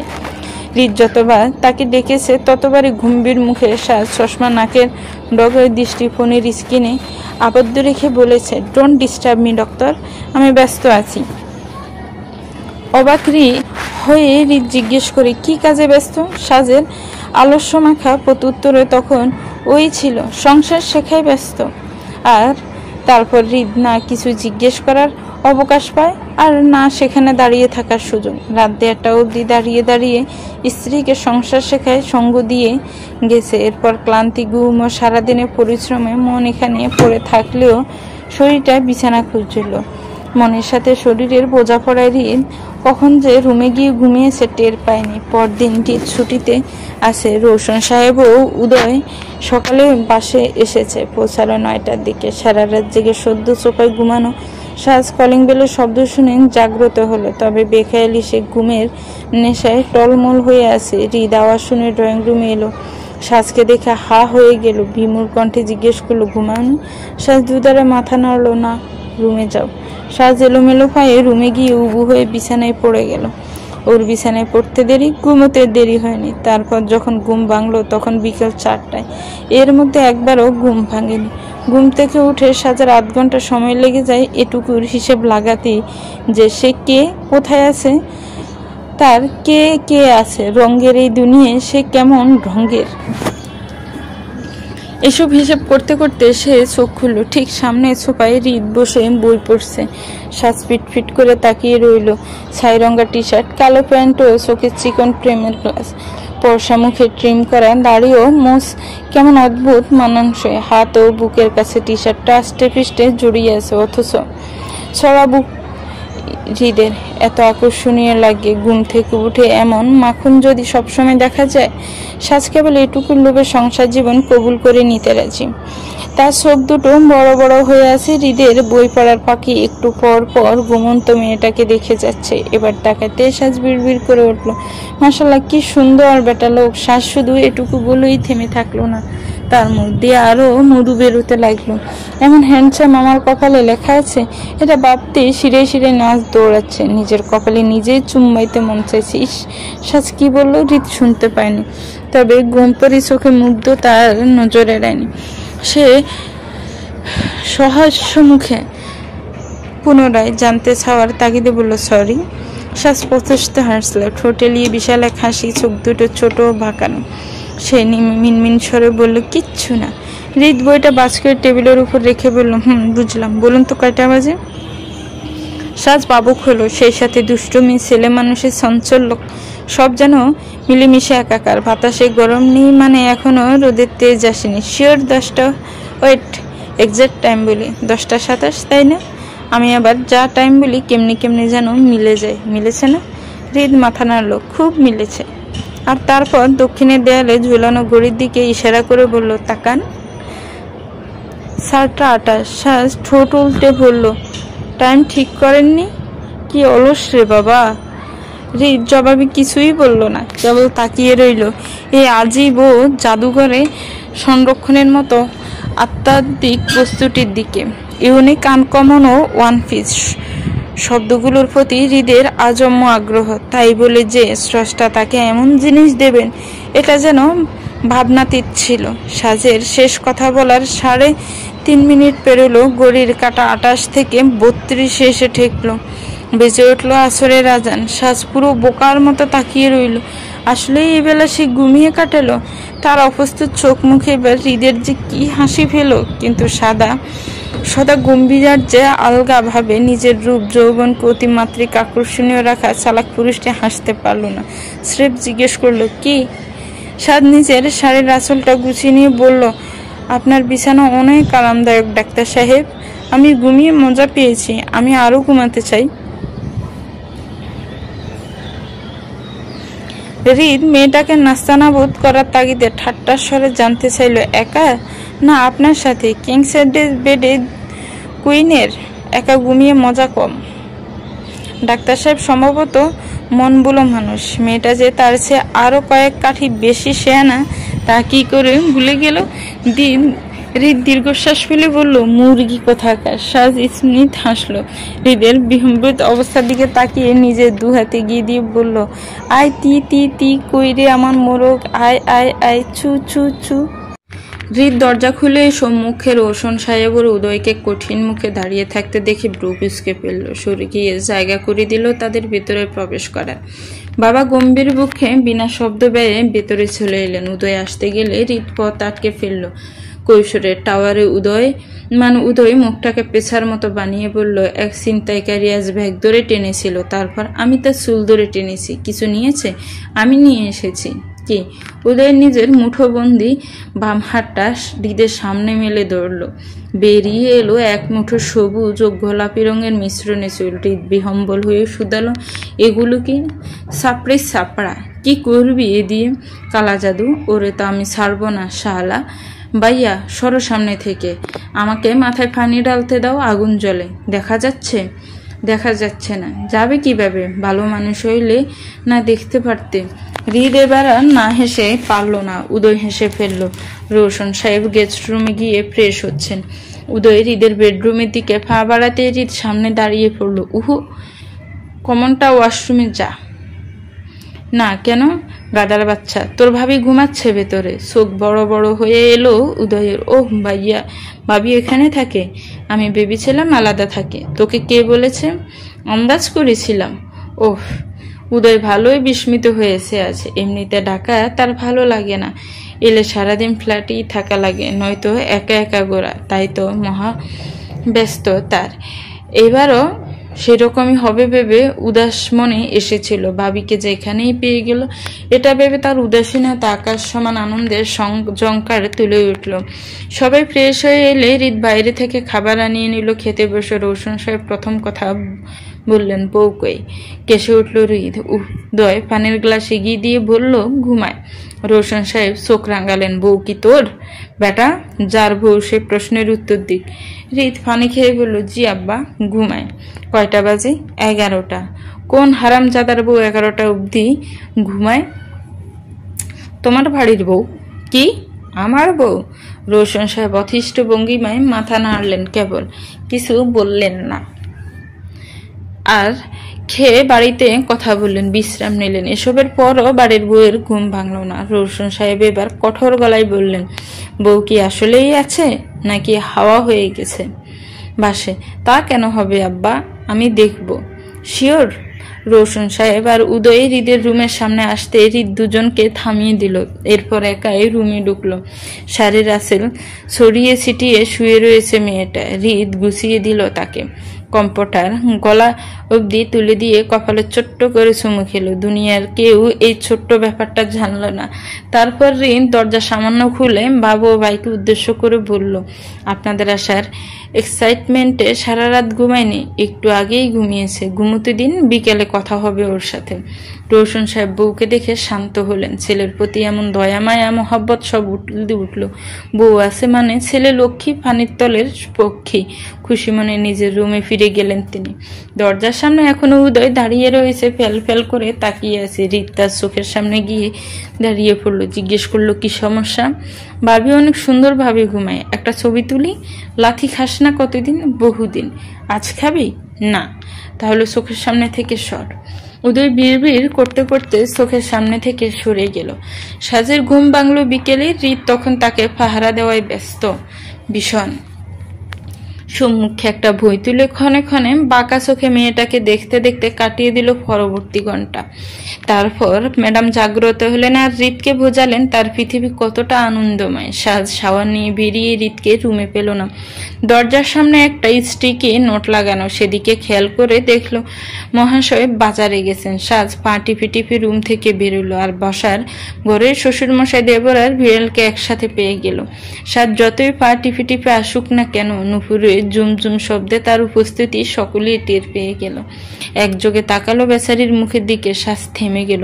মেকি হাসির সাথে সুবিশাল সালাম, চোখ মুখে অস্বস্তি, সব মিলিয়ে পা জমে গেল মেজের সাথে। রোশন সাহেব আর উদয় একসাথে সালামের জবাব নিল। পাশ থেকে ইবো মিয়াও শব্দে সাড়া দিল। থমথমে পরিবেশটা আরো গম্ভীর হয়ে উঠল। সাজ গুটি পায়ে রোশন সাহেবের সামনে গিয়ে দাঁড়ালো। স্মিত হাসির সাথে বলল, সরি বাবা, ঘুমোচ্ছিলাম। ভালো আছেন? আলহামদুলিল্লাহ আম্মাজান, ভালো আছি। আমার পাশে বসেন। সাজ বসলো। রোশন সাহেবের দুই ছেলে। সাজের আগমনে একটা মেয়ের শখ পূরণ হলো, তার সংসার পরিপূর্ণ হলো। এই মেয়ে যতই অন্যায় করুক না কেন, তিনি অসন্তুষ্ট হতে পারেন না। রক্তের সম্পর্কের ঊর্ধ্বে আত্মার সম্পর্ক। এই যে মিষ্টি করে হেসে কথা বলে, ভুলভাল কাজ করে ফেল ফেল চোখে তাকিয়ে থাকে, অন্যরকম প্রশান্তি দিয়ে বাবা ডাকে, এসব কিছু তিনি কখনই এড়িয়ে যেতে পারেন না। সাজ বলল, বাবা আপনার সাথে ঠিক মতো কথা হয়নি। আমার শরীর ভালো আছে, ডাক্তার দেখাতেই তো এসেছি। আচ্ছা বাবা, আজ রেস্ট নিন, আগামীকাল আপনাকে নিয়ে ডাক্তারের কাছে যাব। আপনি যাবেন আম্মু? জি, ভালো হয়। প্রসন্ন হাসলেন রোশন সাহেব। উদয় বলল, ভাবি তোমার দিনকাল কেমন যায়? আর পড়াশোনা? সব ভালো যায়। আর তোমার? আতঙ্ক দিও না, সামনে পরীক্ষা। আচ্ছা, পড়াশোনা কত দূর? আমায় ছেড়ে বহুদূর। ফিক করে হেসে ফেললো সাজ। একই সাথে হাসলেন রোশন সাহেব। সাজ অনেক অনেক কথা বলল। সেই কথার ফাঁকেও ও জানালো যে আজ রাতে সে রান্না করে খাওয়াবে। কি যে খুশি হলেন রোশন সাহেব। হৃদ বাজার করে নিয়ে আসতেই রোশন সাহেব পূর্বের গাম্ভীর্যে লেপটে গেলেন। বললেন, আজ তোর বউ রান্না করবে? বিষম খেলো হৃদ। সরু চোখে একবার সাজের দিকে তাকালো, পরপর নিজের বাবার দিকে তাকিয়ে শান্ত কণ্ঠে বলল, বাবা ও রাখতে পারবে না। কেন পারবে না? আমার বউকে দিয়ে রান্না করাবো না। বুয়া আসবেন, এসে রেঁধে যাবেন। না, বউ রান্না করবে। তোমার বউকে এসে হাঁটতে বলো। আমার বউকে দিয়ে কষ্ট করাবো না। রোশন সাহেব সাজের দিকে তাকিয়ে নরম গলায় জানতে চাইলেন, কষ্ট হবে আম্মু? সাজ বিস্তৃত হাসির সাথে বলল, মোটেও না। হৃদ শক্ত চোখে তাকালো সাজের দিকে। অমৃত খাওয়াতে চাও? মন খারাপ করলো সাজ। অমন বলেন কেন? অতটাও খারাপ রাধি নাকি? একটু নুন হলুদ জাল বেশি হয়, এই যা। এছাড়া কিছু তো আমি সাবধানে রাঁধবো। রোশন সাহেব বললেন, নুন চাল কম বেশি হলেও সমস্যা নেই, আমরা মানিয়ে নেব। ঠিক না উদয়? জি আব্বু। হৃদ এই পর্যায়ে হেসে পেল। তারা তো খাল কেটে কুমির আনছে না, বরঞ্চ কুমির ভর্তি খালে যাওয়ার জন্য লাপাচ্ছে। সমস্যা নেই, সবার জীবনে শখ আহ্লাদ থাকে। সন্ধ্যা হয়েছে। সাজ রান্নাঘরে দাঁড়িয়ে ভাবছে কি করবে। শখ করে বললো তো রান্না করার কথা। এখন কি রান্না করা যায়? বা ডাল বাদে তো কিছুই পারে না। এমত অবস্থায় সে কিচেনের দরজার সামনে হৃদকে হেলান দিয়ে দাঁড়িয়ে থাকতে দেখে খামোখা খেপে গেল। চোখ মুখ কুচকে বলল, কি? আপনার রান্নার বিরাট বড় ফ্যান ম্যাডাম, দর্শন নিচ্ছি। চুপ থাকেন। ওকে। সাজ বড় ভাব নিয়ে রান্নার জিনিসগুলো গুছিয়ে দেখছিল, তবে খুব বেশিক্ষণ মন আত্মবিশ্বাসী হয়ে থাকতে পারল না। 2 মিনিটের ভেতর কাদো কাদো মুখ করে ঠোঁট উল্টে হৃদের সামনে দাঁড়ালো। সাজের নকল করে পূর্বের ভঙ্গিমায় হৃদ জিজ্ঞেস করলো, কি সাহায্য করুন? স্ত্রীকে ঘরের কাজে সাহায্য করলে আল্লাহ আয় রোজগারে বরকত দেন, তাই না? হ্যাঁ, আমি সাহায্য করব, তবে একটা শর্ত আছে। কি শর্ত? পরে বলবো। ঠিক আছে। হৃদ চুলে গরম পানি দিয়ে আটা বের করতে লাগলো। সাজ জিজ্ঞেস করলো, রুটি বানাবেন? আমার জন্য পরোটা বানাইন তাহলে। ঠোঁট ছাপা হাসির সাথে হৃদ জানালো, আমি না ম্যাডাম, আপনি বানাবেন। আমি পারি না, শিখিয়ে দেব। এখন শিখিয়ে এরপর রান্না করে নিয়ে যাওয়া অনেক সময় সাপেক্ষ ব্যাপার, দরকার নেই পরোটার, আপনি রুটি বানান। হৃদ আটা গোলানো শেষে সবজি কাটতে লাগলো। সাজ বলল, ওমা কি ফাস্ট কাটছেন, একদম আম্মুর মতো। কিভাবে করেন? হাত কাটে না? না, হাত ধুয়ে আসো তুমি। আমি কেন পারি না? আচ্ছা, ধুয়ে আসি। সাজ হাত ধুয়ে এসে বলল। তারপর হৃদ চুলায় গরম তেলের উপর পেঁয়াজ মরিচ দেওয়ার আগে সাজ কয়েক হাত দূরে সরে গেল। হৃদ পেঁয়াজ ছাড়তে এসে বলল, ওমা তেল ছিটে আসে না? ভয় করে না? না। কি জোশ, তুমিও জোশ, এদিকে আসো। সাজ এগিয়ে এলে হৃদ তাকে 2 হাত আগলে নিয়ে দাঁড়ালো। আচমকা অদ্ভুত এক শিরশিরানো অনুভূতি সাজের মেরুদণ্ড বেয়ে উপরে উঠে গেল। লক্ষ্য করল হৃদ ঠিক তার পিছনে দাঁড়িয়ে তাকে আগলে রেখেছে। তার বা হাত সাজের হাতের উপর ভাজি নড়ছে, ডান হাত দিয়ে সবজিতে নুন মশলা দিচ্ছে। সামান্য ঝুঁকে আছে ডাক্তার সাহেব, তার মুখটা সাজের ডান কাঁধের উপর। সে কথা বলে যাচ্ছে স্বাভাবিকভাবে, তাকে জানিয়ে যাচ্ছে কোনো মশলাটা কি কাজে ব্যবহৃত হয়, লবণ কখন দেওয়া লাগে, কোন তরকারিতে কি দেওয়া লাগে। আচমকা শ্বাস টের পেল সে হৃদের কথা শুনতে পাচ্ছে না। বুকের ভেতরে দ্রিম দ্রিম করে যাচ্ছে, গায়ের শক্তি সব ধীরে ধীরে বিলীন হয়ে যাচ্ছে। সে বাস ছেড়ে দিল, সোজা গিয়ে হৃদের বুকে পিঠে ঠেকালো, মাথা এলিয়ে দিল পিছনের দিকে। হৃদ কথা বলতে বলতে থেমে গেল সেকেন্ড 2 জন্য। পরপরই সাজের কানের কাছে মুখ নিয়ে ফিসফিসিয়ে বলল, এত দুর্বলতা ম্যাডামের জন্য ঠিক না, বি স্ট্রং। দুর্বলতা না চাই এমন জায়গায় সাজ দুর্বল হবে, তা তো কথাই হবে। 3 কবুল করার স্বামী তার। বড় আয়েস করে গায়ের বাস ছেড়ে দিল, কাঁধের উপর গিয়ে মাথা ঠেকল। উত্তরের প্রেক্ষিতে সাজের নিস্তেজ আওয়াজটা এলো তার কিছুক্ষণ পর। হৃদের আওয়াজ শীতল ও অশান্ত হয়ে উঠল। জ্বালিও না মেয়ে, আমি কিন্তু খুব বেশিক্ষণ ভালো হয়ে থাকতে পারবো না। চমকে উঠল সাজ। হৃদ কখন যে তার হাত ছেড়ে দাঁড়িয়েছে তা বুঝেনি, সে খেয়াল করেনি। ফলাফলে কড়াইয়ের উপর রাখা খুন্তিতে তার একাকী হাত ঢিলে হয়ে এলো, হাত সরে এলো আরো অধিক দ্রুত। খানিকটা নুন মশলা ও সবজি গায়ে লেপটে ঠিক পায়ের উপর এসে খুন্তিটা পড়লো। গোড় কেটে গেল সাজের। কিছুটা সরে আসা অতীত ব্যতীত কোনো প্রতিক্রিয়া তার মধ্যে দেখা গেল না। হৃদ ব্যস্ত হয়ে পড়লো লেগেছে। অন্য মনস্ক সাজ বিড়বিড় করে বলল, কি জানে। হৃদ পায়ের দিকে তাকালো। সাজের হাত মুখের তুলনায় পা ফর্সা, সে পা দুটোই তেল মশলা মেখে আছে। হৃদ নমনীয় কণ্ঠে সুদালো জ্বলছে। তারপর বেশ কিছু সময় উত্তরের অপেক্ষায় রইল। ওপাশ থেকে বেশি আসা নিঃশ্বাসের শব্দটা অশ্রবণীয়। হৃদ সাজের দিকে তাকিয়ে দেখতে পেল মেয়েটা একদৃষ্টে তার দিকে তাকিয়ে আছে। কিছু কিছু মুহূর্ত বড় থমকানো হয়, নিঃশ্বাস নেওয়ারও ফুরসত পাওয়া যায় না। সাজ এখন তেমনই এক মুহূর্ত উপভোগে ভীষণ ব্যস্ত। হৃদ তার টের পেয়ে উৎকণ্ঠিত হলে একটা চেয়ার টেনে এসে সাজকে বসালো। প্রকৃতি মাঝে মধ্যে আমাদেরকে অদ্ভুত ও অনিন্দ কিছু মুহূর্ত উপহার দেয়। সাজের বুক জোরে জড়িয়ে থাকা ছিনছিনে সুখের কাছে সামান্য জ্বলুনি পরাজিত হলো। সে হা হয়ে হৃদকে দেখে গেল। হৃদের উতলা ভাবটা সবার চোখে পড়ে। সে একটা কাছের বাটিতে ঠান্ডা পানি ও বরফ নিল, তারপর সাজের সামনে হাঁটু মুড়ে বসলো। একটা নরম কাপড় দিয়ে তার পা পরিষ্কার করার উদ্দেশ্যে স্পর্শ করতে সাজ কেঁপে উঠল। চোখ মুখ দিয়ে বিস্ময়ে ঠিক করতে লাগলো। হৃদ পায়ে বরফ ছোঁয়াতে ছোঁয়াতে বলছে, জ্বলছে? দুধারে মাথা নাড়লো সাজ। না। হৃদ তাকালো। তার সঙ্গে সঙ্গে সাজ বলল, তুমি এভাবে তাকিও না, চোখ দুটোই মরণ এসে যায়। বিগত 1.5 মাস ধরে রাফিয়ার পূর্বিকাকে কল দেয়নি। প্রতিবার পূর্বীকে নিজ থেকে কল দেয়, টেক্সট করে, দোষ না করেও সরি বলে। রাফি অভ্যস্ত সেসবে, তাকে দিয়ে দিয়ে এমন এক পর্যায়ে এনেছে পূর্বী যে সে জানে মেয়েটা নিজেই লেজ নাড়তে নাড়তে চলে আসবে। আর এসবের মধ্যে রাফি ভুলেই গেছে যে মানুষ একদিন ফিরে আসে, 2 দিন, 3 দিন, 4 দিন, 5 দিন ফিরে আসে, 6ঠ দিনও এসে যায় নিজের সাথে যুদ্ধ করে। অথচ 7ম দিনটা ভয়াবহ। এই দিনটা যদি কখনো এসে যায় পুরো পৃথিবী ধ্বংস হয়ে যাবে, তবু সেই মানুষটা ফিরবে না। সহ্য শক্তির সীমা অতিক্রম হয়ে গেলে সে শান্তি থেকে বিচ্ছেদ। পূর্বিকার 7ম দিনটায় পাথর হয়ে বসে আছে, সে কাঁদছে না, অনুতপ্ত হচ্ছে না, ফিরে যাওয়ার ইচ্ছাটাও দেখাচ্ছে না, অন্য মনস্ক হয়ে বসে আছে একাকী। আর পাশে কেউ থাকলে তখন হাস্যোজ্জ্বল মুখে কথা বলছে। পূর্বিকা দীর্ঘশ্বাস ফেলল। তার শার্টটা, ডায়েরি ও টুপিটাকি সবকিছু জুড়িতে রেখে আগুন জ্বালিয়ে দিল। সেই জ্বলতে থাকা আগুনের দিকে তাকিয়ে মলিন হাসল।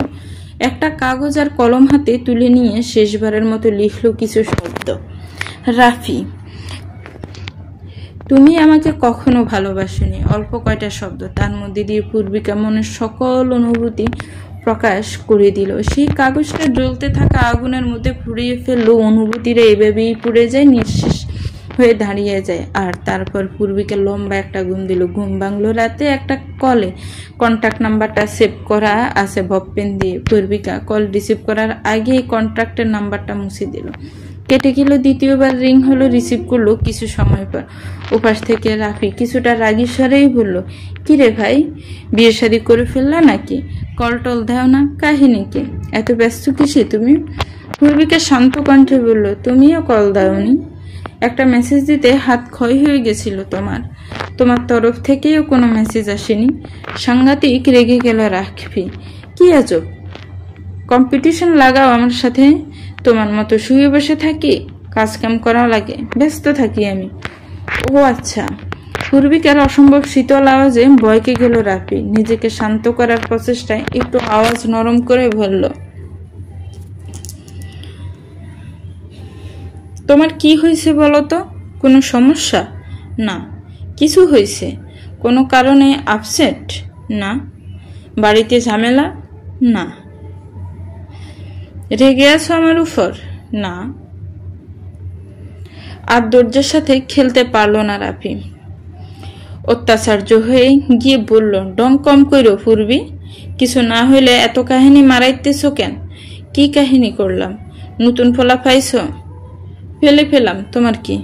রাফি 2 সেকেন্ডে চুপ থাকলো। এরপর আবারও শান্ত হতেই পূর্বিকা বলে উঠল, আমি ব্রেকআপ করতে চাই তোমার সাথে রাফি। চমক ও বিস্ময়ে তরুণ রাফির শব্দ হারাতে লাগলো।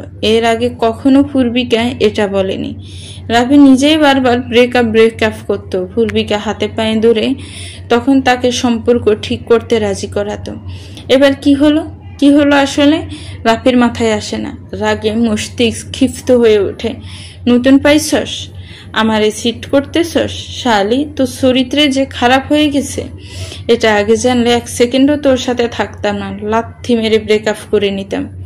এখন তাই করছি। আমাকে কখনো কল টেক্সট দেবে না। ব্রেকআপ তুই না, আমি করব। তোর মতো মাইয়ারে দিয়ে পোষাবে না আমার, ব্লক করে দেব। আর আমার সিট করে ভাবতেছিস শান্তিতে থাকবি? তোর জীবনটা নষ্ট না করে দিলে আমার নামও রাফসান রাফি না। পূর্বে গম্ভীর হলো। সিট কে কাকে করেছে সেটা না হয় বাদেই থাকুক রাফি। 1.5 মাস, 45 দিন, 1080 ঘন্টা, 66,800 মিনিট। এই মিনিটে কি তোমার একটু সময় হয়নি আমার জন্য? 2 মিনিটও না? আচ্ছা, মানলাম তুমি ব্যস্ত ছিলে, মানলাম তুমি কাজের প্রেশারে ছিলে, তাই বলে খাওয়া দাওয়া বন্ধ করেছ, ঘুমাওনি রাতে। এ সময় কি 2টা মিনিট আমার জন্য ছিল না? আচ্ছা, এটাও মানলাম যে সময় ছিল না। আমি এদিকে মিসে অপেক্ষা করতে করতে মারা পড়ি, খেতে গিয়ে কেঁদে ফেলি বা অসুস্থ হয়ে হসপিটালে অ্যাডমিট থাকি। তোমার কিছু আসছে না, যাচ্ছে না। আমি কিসের জন্য তোমার কাছে যাব? আচ্ছা, সেই কথাটাও বাদ দিলাম। বাবা মায়ের দিনের পর দিন বিয়ের প্রেশারটা মাথায় নিয়েও তোমার সাথে শান্ত হয়ে থাকা, বাবা মায়ের আজে বাজে কথা শুনেও তোমার সাথে মুচকি হেসে কথা বলা। এসবের পর যখন তোমাকে বললাম চলো বিয়ে করি, তোমাকে বললাম আমার তেমন খরচ নেই, জাস্ট বিয়েটা করো, সেই তুমি নানান অজুহাত দেখিয়ে গেলে। এখন না, এখন সুযোগ নেই। ক্যারিয়ার গড়ার টাইম, প্রেম করার সময় তোমার এগুলো মাথায় আসেনি? এখন তোমার এসব অজুহাতগুলো দেখেও কিভাবে তোমার জন্য অপেক্ষা করি বলো আমায়?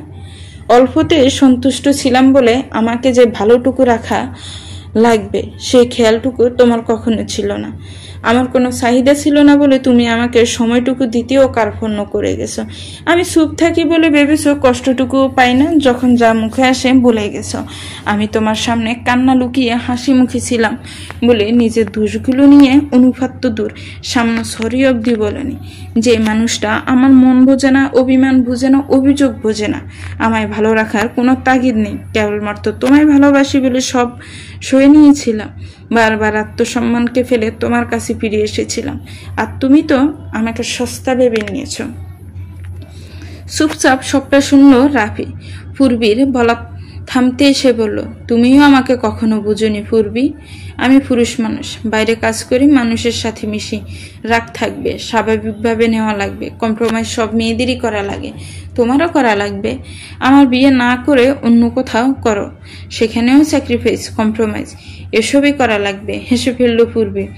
Still you are not ashamed for what you did.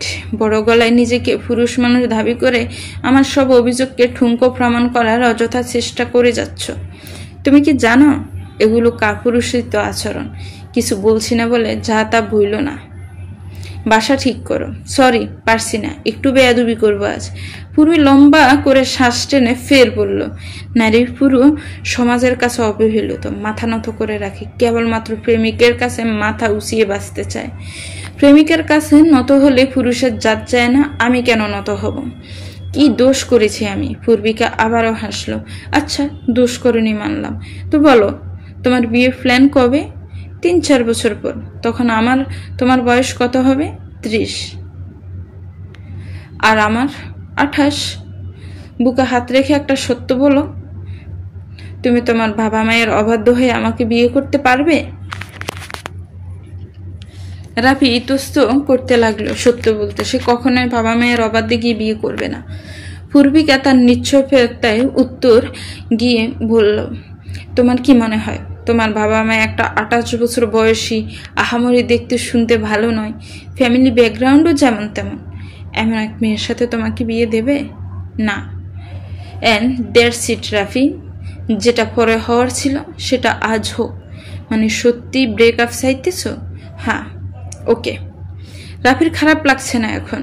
পূর্বিকা ইদানিং অনেক বোরিং হয়ে গেছে, দেখতে শুনতে আকর্ষণীয়, আহামরি ভালো লাগছিল না। বিয়েটা এমনিতেও করতো না, তবুও অনেকদিন একসাথে থাকতে একটা পোষা কুকুরের প্রতিও মায়া জন্মে যায়। তার এসব ভাবনা চিন্তার মধ্যে পূর্বিকা ফের বলে উঠল, স্ত্রী আর প্রেমিকা ভিন্ন জিনিস। তাকে যত্ন রেখো, ভালোবেসো, তাকে নিজের করার আগে দায়িত্ব শিখে নিও। ভালো থেকে দোয়া করি। পূর্বী ওপাশ থেকে রাফির আর কোনো কথা শোনা গেল না। কল কেটে দিয়ে ব্লক, তারপর ফোন বন্ধ করে ফেলল। এরপর কিচেনে গিয়ে 1 কাপ চা বানিয়ে দিতে রুমে চলে এলো। আর অদ্ভুত শান্তি লাগছে আজ। দীর্ঘ সময় পর পা থেকে লোহার শিকল খুলে গেলে যেমন স্বস্তি, আরাম লাগে না তেমনটা লাগছে। বুকে থেকে নেমেছে পাথর।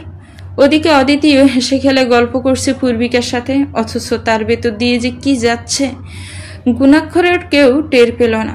দুনিয়াটা একটা রঙ্গমঞ্চ, যে যত প্রতিক্রিয়া দেখাবে সে তত বেশি নাটকীয় অনুভূতিদের চাপে মরে যাবে। পৃথিবী কাউকে সর্বোচ্চ সুখ দেয়, কাউকে একপাক্ষিক যন্ত্রণা দেয়, কাউকে দেয় সবকিছু সয়ে নেওয়ার এক অপরিসীম শক্তি। আর নারী নিষ্ক্রিয় হতে শিখে গেলে পুরো দুনিয়া মানুষ তাকে ভয় পায়, মান্য করতে বাধ্য হয়ে যায়। রাত 11:30টার দিকে ছাদে বসে আছে পূর্বিকা। কৃষ্ণপক্ষের শেষ তিথি। আকাশে ধারালো এক বাঁকা ছাদ। স্ট্রিট লাইটের কৃত্রিম আলোয় প্রজ্বলিত হয়ে আছে পূর্বিকার এক পাশ। পরনে বিভিন্ন রঙের মিশ্রণে একটা স্কার্ট ও মেরুন টপ। রমগঙ্গা শরীরে ছোট্ট মুখ, কোকড়া চুল, অমিত্র হাসি ও অনড় দৃষ্টি তাকিয়ে আছে আকাশের দিকে। কিছুক্ষণ পর একটা ছেলের আওয়াজ শুনতে পেল সে। আপনার কি মন খারাপ? ভ্রুকুচকে তাকালো পূর্বিকা। কৈশোরের শেষ প্রান্তে এসে অপরিচিত এক মানুষের জন্য দুচোখা অদ্ভুত ধরনের দুশ্চিন্ত সিঁড়িঘরের সামনে দাঁড়িয়ে আছে এক লম্বাটে ছেলে। মুখে ভীষণ চেনা, তবে পূর্বিকা চিনতে পারলো না। তাকিয়ে রইল এক দৃষ্টে। এগিয়ে এলো ছেলেটা। লম্বাটে হ্যাংলা পাতলা শরীর, ট্রিম করা দাড়ি, বড় বড় চুল, সাদা ডোলা টি শার্ট ও গাঢ় রঙের ট্রাউজার পরে পকেটে হাত গুজে এগিয়ে এসে ঠোঁট চেপে রেখেছিল এতক্ষণ অভিমানী দৃষ্টি নিয়ে জিজ্ঞেস করলো, চিনতে পারেননি মিস অনারেবল পূর্বিকা? কোচকানো কপালে আচমকা হেসে ফেলল Purbika. Uday? Yes, it's Uday Ahmed road, forever at your service. চমক ও বিস্ময় পূর্বিকার চোখ মুখে মিলেমিশে একসাথে। কতদিন বাদে? কবে এলে? দেখি এদিকে এসো তো, শেষবার যখন দেখেছিলাম তুমি আমার কাঁধ অব্দি ছিলে। পূর্বিকা উঠে দাঁড়ালো 2 কদম, উদয় এগোল 2 কদম সে নিজ মুখোমুখি পদক্ষেপ তাদের। উদয় মাথা নত করে হাসলো। আর এখন আপনি আমার কাঁধ অব্দি? পূর্বিকা ওর চুল হাত বুলিয়ে দিয়ে বলল, বাপরে, এত লম্বা কেন হলে? নাগালি পায় না। পূর্বিকা তখন সদ্য ভার্সিটিতে অ্যাডমিশন নিয়েছে। তার বড় ভাই আর হৃদ বন্ধু, সেই হিসেবেই হৃদের সাথে পরিচয়। সেবারই উদয় যখন ক্লাস 8-এ পড়তো তখন এখানে এসেছিল। হৃদের ব্যস্ততায় ভীষণ বোর হতে পূর্বিকার সাথে পরিচয়। পূর্বিকা বরাবরই ভীষণ ম্যাচিউর ছিল। উদয় তাকে খুব সম্মান করত, সম্মানের সাথে মিস অনারেবল বলে ডাকতো। আজ দীর্ঘ 4.5 বছর পর দেখা। পূর্বিকা আগের মতো বসলো, বসে জিজ্ঞেস করলো, কি অবস্থা, কবে আসা হলো? এসে জানাওনি কেন? ভুলেই গেছো? আর কত বড় হয়ে গেছো, প্রেম করো, গার্লফ্রেন্ড হয়েছে? জানিও কিন্তু আমাকে। এত এত প্রশ্ন যেন শুনতেই পায়নি এমন এক ভাব করে উদয় বলল, আপনার মন খারাপ কেন পূর্বিকা? পূর্বিকা ঘাড় বাঁকিয়ে তাকালো। বোঝা যায়? হ্যাঁ, কিভাবে বোঝা যায়?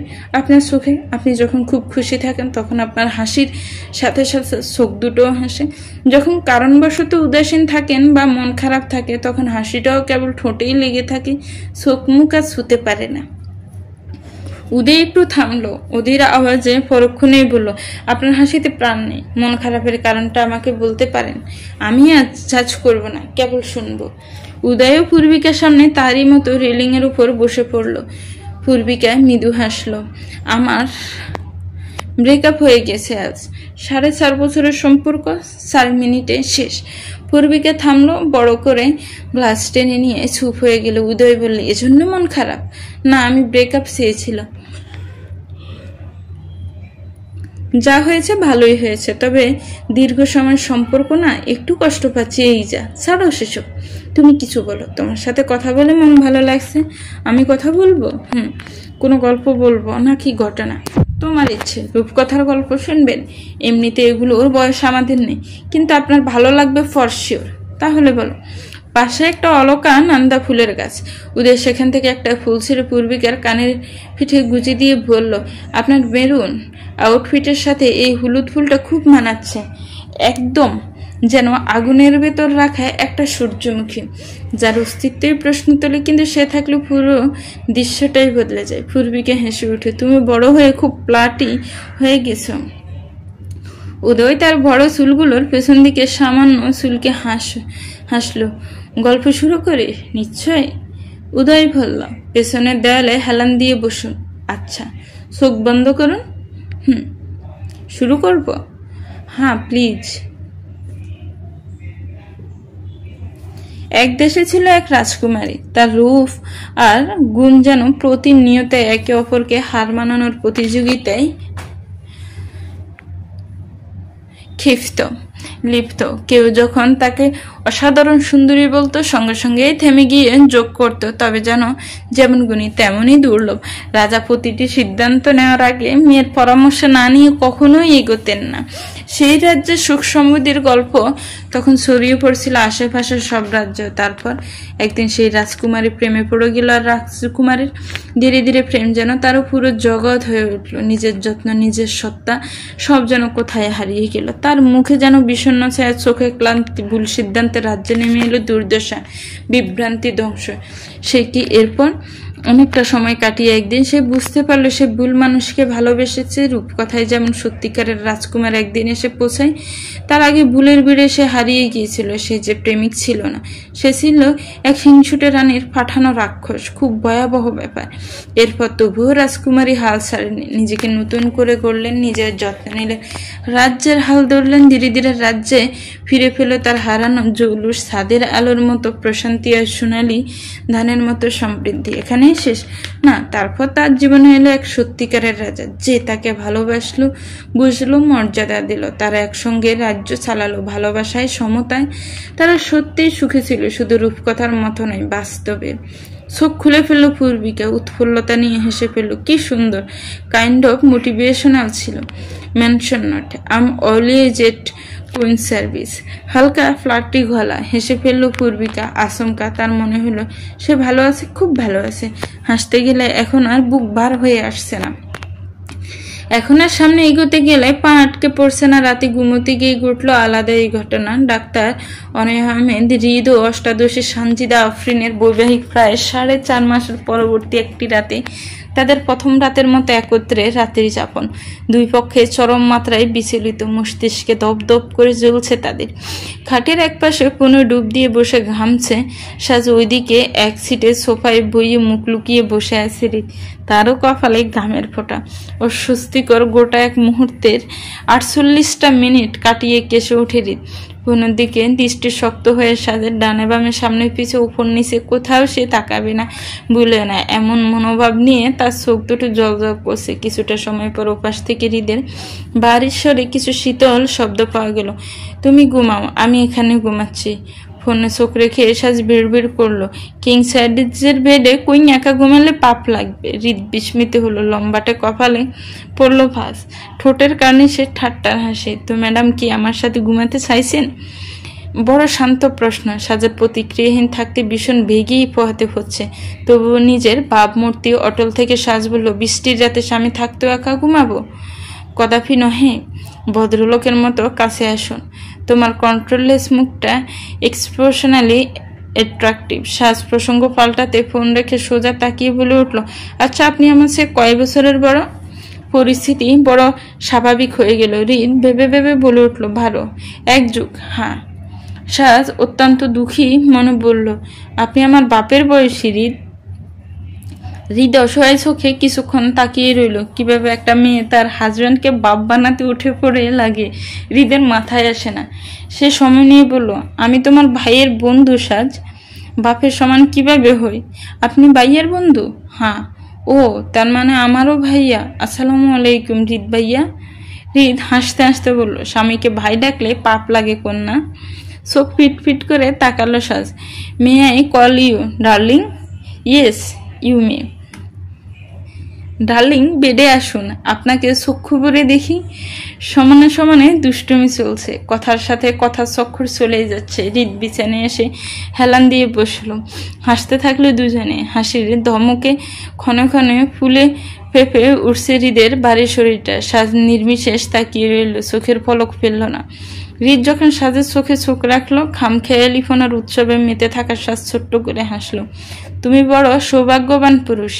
সাজ সচরাচর হৃদকে তুমি বলে ডাকে না, যখন ডাকে হয়তো তখন পুরোপুরি হৃদের গিন্নি ফোনে উৎফুল্ল হয়ে থাকে, নয়তো আবেগ অনুভূতির সম্মিলিত যাতনায় মারা পড়ে থাকে। এই সময় তার সাথে দুটোই ঘটেছে। ঘটনা যেতে যেতে দেখে হৃদের হাসি কমে এলো। জিজ্ঞাসূচক বাক্যটা এলো পরপরই, কেন? কারণ তুমি কারো শখের বাগানের প্রথম ও একমাত্র অমরাবতী। হৃদের আওয়াজ ধীরে ধীরে ভারী হতে লাগলো। কার? একটুকরো হাসলো সাজ। নিঃসন্দেহে আমার। সাজ আবারও বলল, তুমি আমার। আমার অনেক শখের, ভীষণ যত্নের। কবে থেকে? আজ থেকে, এই মুহূর্ত থেকে। চোখ বন্ধ করলাম। বড় করে শ্বাস নাও। নিলাম। স্বাভাবিক হও। হলাম। গা ছেড়ে নরম হয়ে বসলাম। এখন আরো একটা শ্বাস টানো। ভালোবাসো? সেই দিনের মতো আবারও প্রশ্ন। সাজের ঠোঁটের কারণে সেই হৃদের দৃষ্টি স্থির। মেয়েটা প্রশস্ত হাসলো, অসম্ভব আত্মবিশ্বাসের সাথে বলল, ভালোবাসি। কতটা? এক জীবনে জমিয়ে রাখা সবটা পরিমাপে? Black hole. উত্তরটা হৃদের মন মতো হলো, ভীষণ মন মতো। সে চোখ বন্ধরত শ্বাসকে গভীর শ্বাস টানতে দেখে রসিকতার সুরে জিজ্ঞেস করলো, তুমি কি হারিয়ে গেলে? হ্যাঁ। কোথায়? তোমার নিঃশ্বাস এলো কাছে। এমন অপ্রত্যাশিত উত্তরে হৃদের সবটুকু হাসি উড়ে গেল।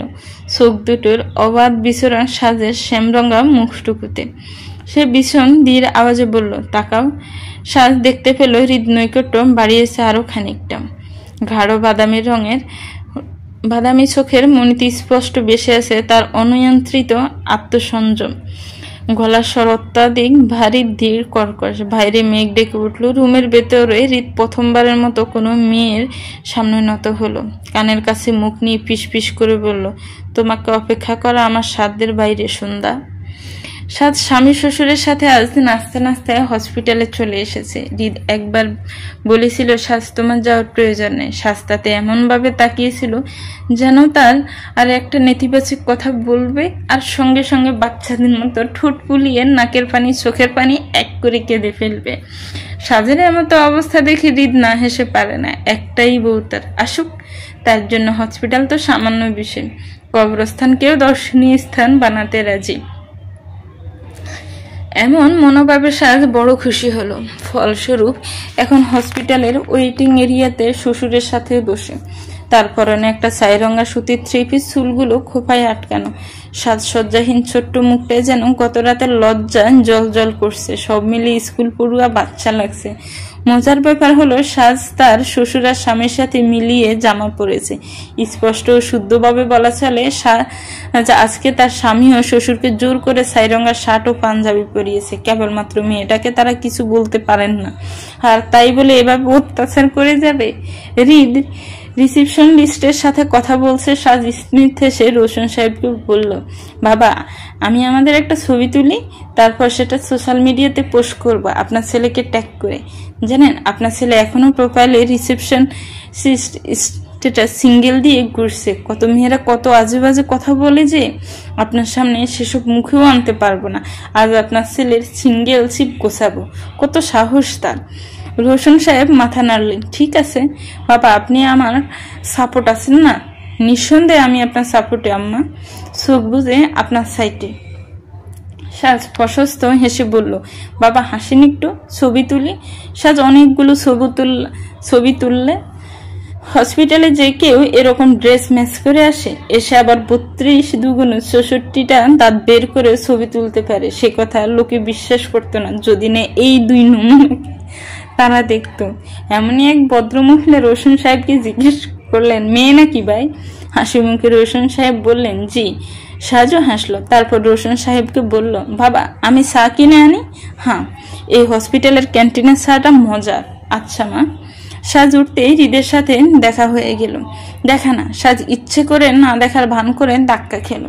তারপর লাজুক হাসলো। হৃদ তো দেখে জোরপূর্বক হেসে বলল, তোমাকে তো পরে দেখে নেব ম্যাডাম, গত রাতের হিসেব বাকি আছে।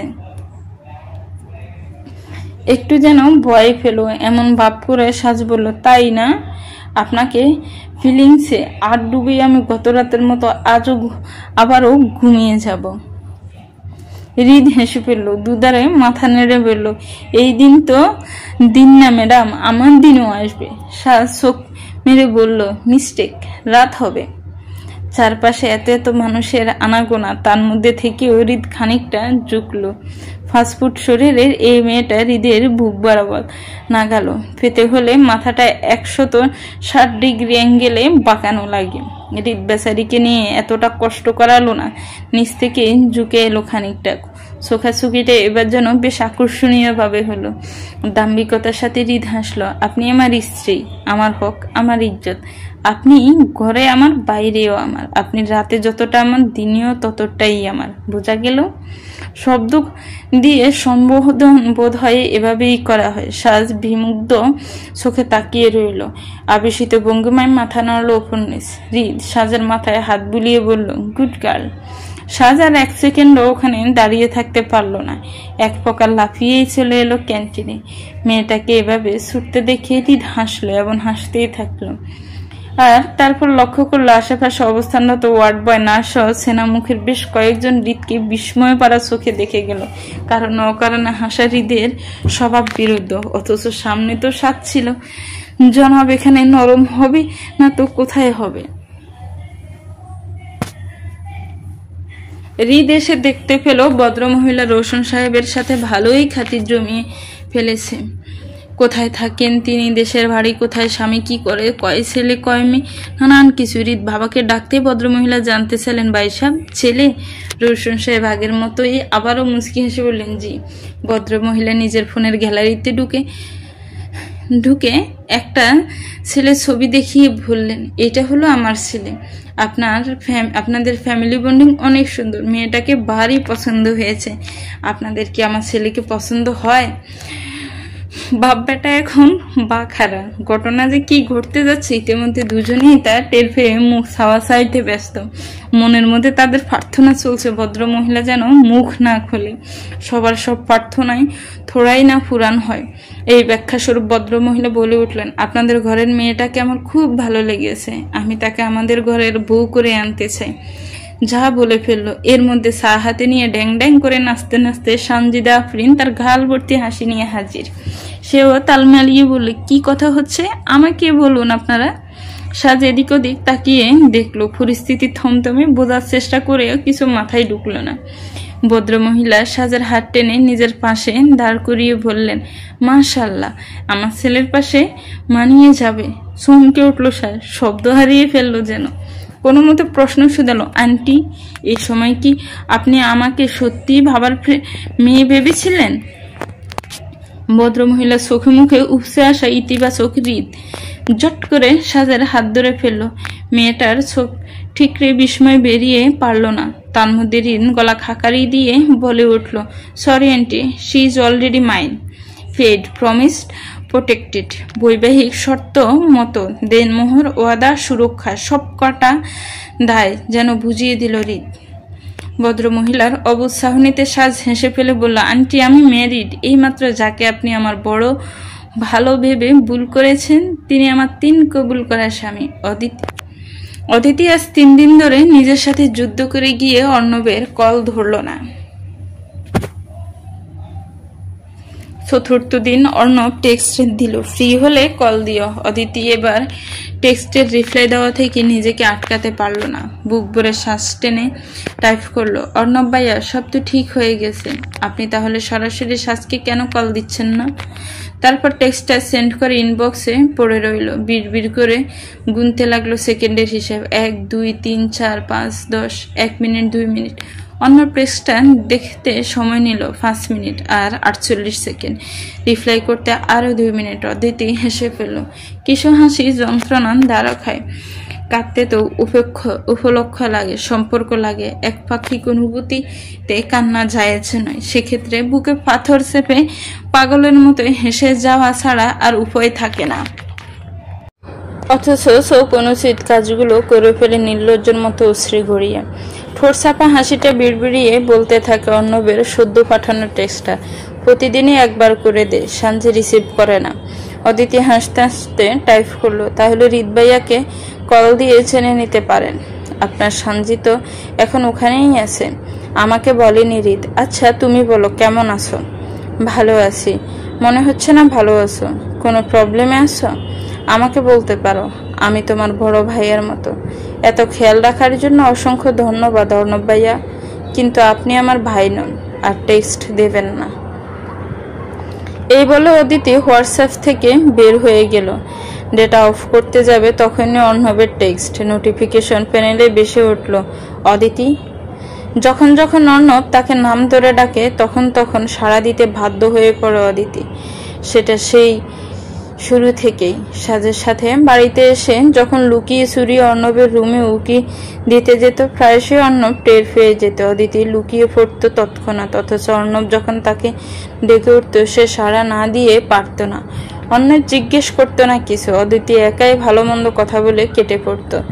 আজ আবারও লোকটা নাম ধরে ডাকলো। অদিতি মোহগ্রস্তের মতো ইনবক্সে চলে এলো, ছোট্ট করে লিখলো, অর্ণব ইনবক্সেই আছে এখন। সঙ্গে সঙ্গে টেক্সট দেখছে, রিপ্লাই করতেও সময় নিচ্ছে না। অদিতির অসহ্য লাগলো বিষয়টা। কেন সে অন্যের মানুষে তাকে গুরুত্ব দিচ্ছে, কেন মায়ে জড়াতে দিচ্ছে না, কেন মায়া কাটাতেও দিচ্ছে না? সে কি অদিতিকে মানবী টাইপের কিছু ভেবে রেখেছে নাকি?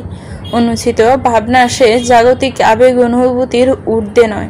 তারও মন পড়ে, তারও বুক ফাটে কান্নায়। অর্ণব টেক্সট কাটলো, মুছলো, আবার টাইপ করলো, আবার মুছে ফেললো, তারপর আবারও অবশেষে সেন্ড করা সেই টেক্সটটা অদিতির কাছে এলো। তা হলো, আমার উপরে কোনো কারণে রেগে আছো? অদিতি কান্না আটকানোর আপ্রাণ চেষ্টায় ঠোঁট কামড়ে ধরল। নোনতা স্বাদ জিভের আগায় পেতেই চোখ গড়িয়ে জল পড়ে গেল টাইপ থাকা ফোনের উপর। অদিতি এরপর লিখলো তার গোটা অনুভূতির সাক্ষেপে একটি মাত্র টেক্সট। অসম্পর্কে না থাকে অভিমান, না থাকে অভিযোগ আর আর্জি আর রাগ, সেটা তো একতরফা মঞ্জুরনামা। তোমার না থাকলে আমার দাবি করাও গুনাহ। তারপর অদিতি ব্লক করে দিল অর্ণবকে, নিজের জন্য রেখে দিল অবশিষ্ট পরিমাণ ভালোবাসা, বেঁচে থাকার প্রমাণ। সে দু চোখের অশ্রু মুছে নিল, নিচের ঠোঁটে লেগে থাকা অল্প পরিমাণের রক্তদানাকে বৃদ্ধাঙ্গুলের সাহায্যে মুছে নিল। ডায়েরিতে লিখে ফেলল এই গল্পের সম্ভাব্য শেষ নিদর্শন। ভালোবাসা নামহীন এক নিকা মাত্র, তুমি সাক্ষী না দিলে আমার কসমও বৃথা। যাও পাখি বলো ছায়া, চলো চলো আবছায়া জানালার কাছ, আমি কি আমাকে ভুলিয়েছি বাকি রূপকথার আনাছে কানে। সাজের গলার স্বর বেশ অন্যরকম। সে উচ্চস্বরে চিৎকার চেঁচামেচি করলো, রুমের অপর প্রান্তের মানুষটি শুনতে পারে না, আর পিস পিস করে কথা বললো, তুই বিছানার পাশের মানুষটি হা হয়ে থাকবে। মাঝে মধ্যে রিজের মনে হয় মেয়েটা বকাচকা করলেও যেন গলা দিয়ে মধু বের হয়। এমনই মধু দিয়ে গান গাইছে সাজ, শ্যাম গায়ে ল্যাভেন্ডার রঙের তাঁতের শাড়ি, হাতে দুটো সোনার কাকন।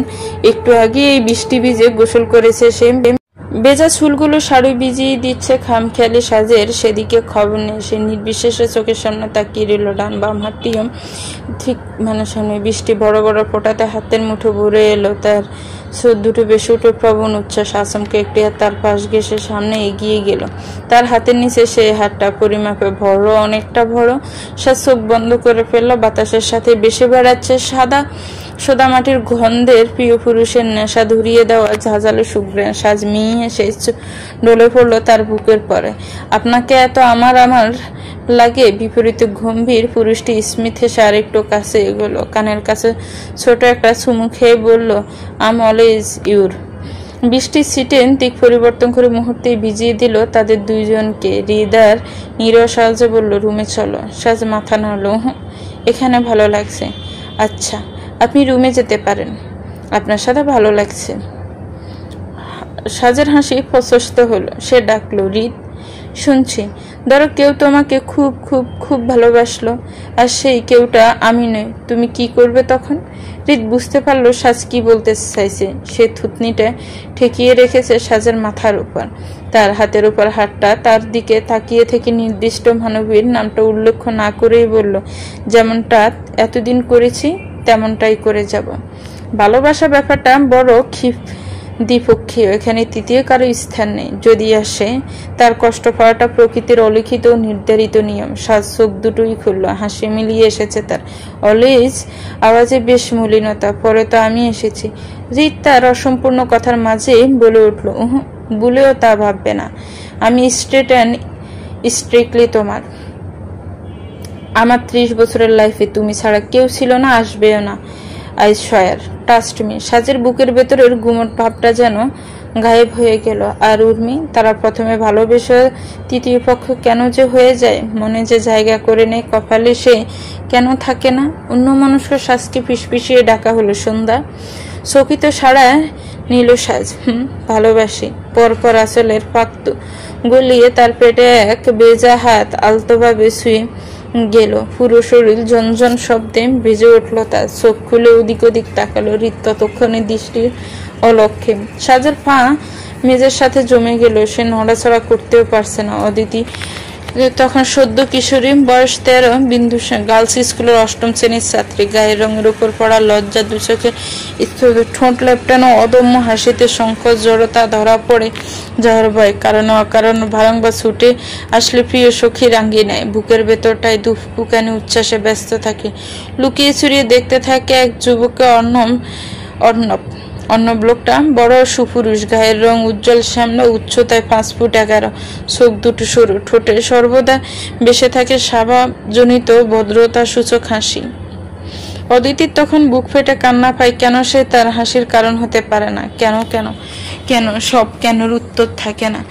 ঠিক যেমনটা উত্তর নেই অর্ণব অদিতিকে ফেলে উপমাকে বেছে নিল, ঠিক যেমনটার উত্তর নেই কেন উপমা অর্ণবকে ফেলে বাবা মায়ের পছন্দ করা ছেলেকে হুট করে বিয়ে করে ফেললো। অদিতি দীর্ঘশ্বাস ফেললো। কিছুক্ষণ আগে সাজ উচ্ছ্বসিত হয়ে লাফাতে লাফাতে 3 তলা থেকে দোতলায় এসে অদিতিকে বলে, বন্ধু অদি, আমাদের জন্য একটা খবর আছে। আমার জন্য সুখবর আর তোমার জন্য দুঃখবর। তুমি কি শুনতে চাও? প্রথমত অদিতি ভেবে ফেলো না কি এমন খবর হবে। প্রতিক্রিয়াহীন চোখ সে সামান্য দুঃখে শুধে, কি তোর ফুফু শাশুড়ির নেলিল্লা হয়েছে?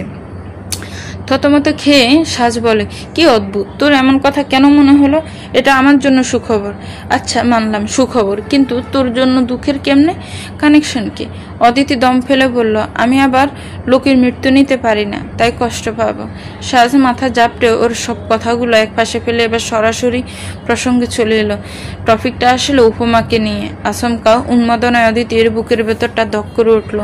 অবিশ্বাস্য চোখে তাকিয়ে বলল, বিয়ে করে ফেলেছে? সাজ মাথা নাড়ল। হ্যাঁ, গত রাতে বাসর ডান। প্রথম দিকে বিষয়টা খুব স্বাভাবিক গ্রহণ করলেও পরক্ষণে তার মনে হলো কেউ তার বুকের উপর 10 মণ ওজনের পাথর চাপা দিল। মাত্র নিঃশ্বাসে নিতে এত কষ্ট হলো, তার কিশোরী আবেগে ভাটা পড়ল। তার মনে হলো এর চেয়ে মৃত্যু ভালো ছিল। প্রিয় বন্ধুর সাথে প্রিয়তম, এমন অদ্ভুত মেলবন্ধন কি খুব জরুরি ছিল? অন্য কারো ছায়াও যার উপর মানতে নারাজ ছিল অদিতি।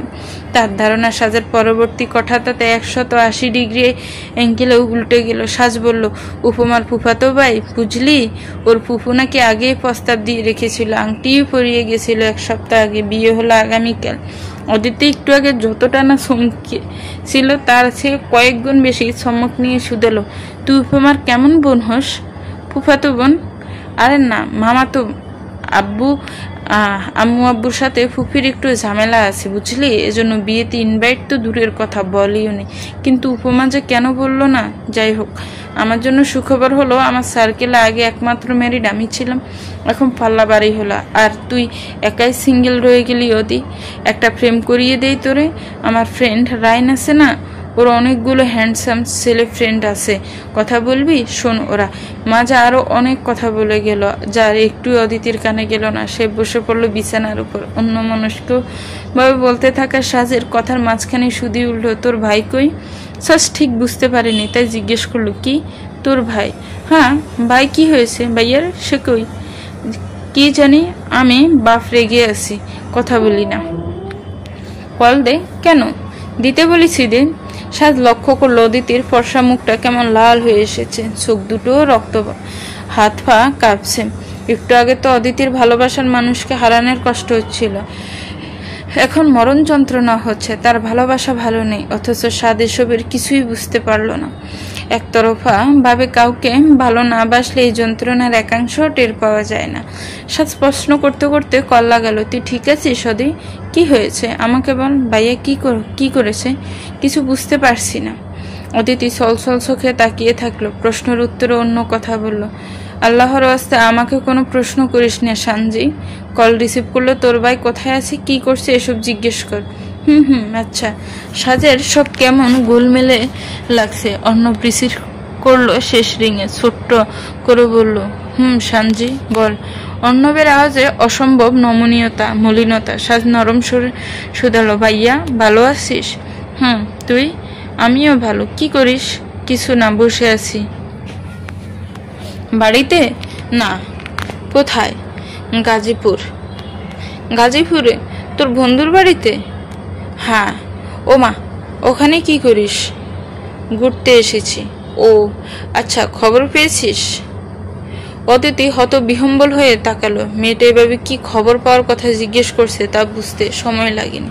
তবে অর্ণব কি কষ্ট পাবে না এটা শুনে? সে দম আটকে অর্ণবের জবাবের অপেক্ষায় রইল।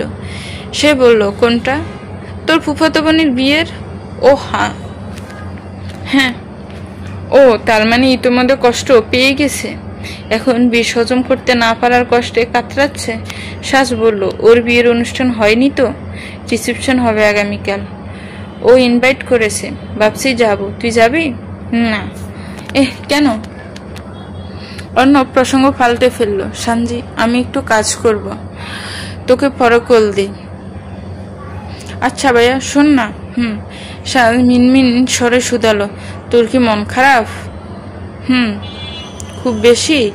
অল্প। তোর মন খারাপ দ্রুত কেটে যাক। তারপর কলটা কেটে দিয়ে অদিতির পাশে বসে পড়লো। কিছুক্ষণ বাদে যখন সাজের দিকে তাকালো, দেখতে পেল মেয়েটা চোখ দিয়ে অজোরে জল গড়িয়ে পড়ছে। অদিতি নিজেও কাঁদছে। কান্না ভেজা গলায় জিজ্ঞেস করলো, তুই কাঁদছিস কেন? সাজ ওর দিকে তাকিয়ে বলল, তুই জানতিস ভাইয়া উপমাকে পছন্দ করতো। উপর নিচ মাথা নাড়লো অদিতি। হ্যাঁ। আর উপমা? সেও করতো? হ্যাঁ। আমাকে বলিসনি কেন? সরি। অদিতির কান্নার বেগ বাড়তে লাগলো। সাজ ওর মাথায় হাত বুলিয়ে বলল, কাঁদিস না, এখন আমাদের হাতে কিছুই নেই। আমি যদি আগে জানতাম, যেভাবেই হোক ওদের বিয়ে দিতাম। সাজ অর্ণবের দুটো দীর্ঘশ্বাস আর মলিন স্বরে তার ভালোবাসাটা বুঝে ফেললো। অথচ অদিতিকে তার চোখের সামনে দিনের পর দিন কষ্ট পেতে দেখেও, তার সামনে বসে তারই ভাইয়ের জন্য কাঁদতে দেখেও কেন অদিতির ভালোবাসা টের পেল না? কি জানি কেন। হয়তো প্রকৃতি কারো ক্ষেত্রে অবিচার করতেই ভালোবাসে ভীষণ। তো ভিউয়ার্স, গল্পটার এই পর্ব কেমন লেগেছে একটু কমেন্টস করে জানাবেন। গল্পটা ভালো লাগলে একটু লাইক করবেন, গল্পটাকে শেয়ার করবেন, আর আমার চ্যানেলটাকে প্লিজ সাবস্ক্রাইব করবেন। যারা অলরেডি সাবস্ক্রাইব করেছেন তাদেরকে অনেক অনেক ধন্যবাদ। আল্লাহ হাফেজ। আসসালামু আলাইকুম।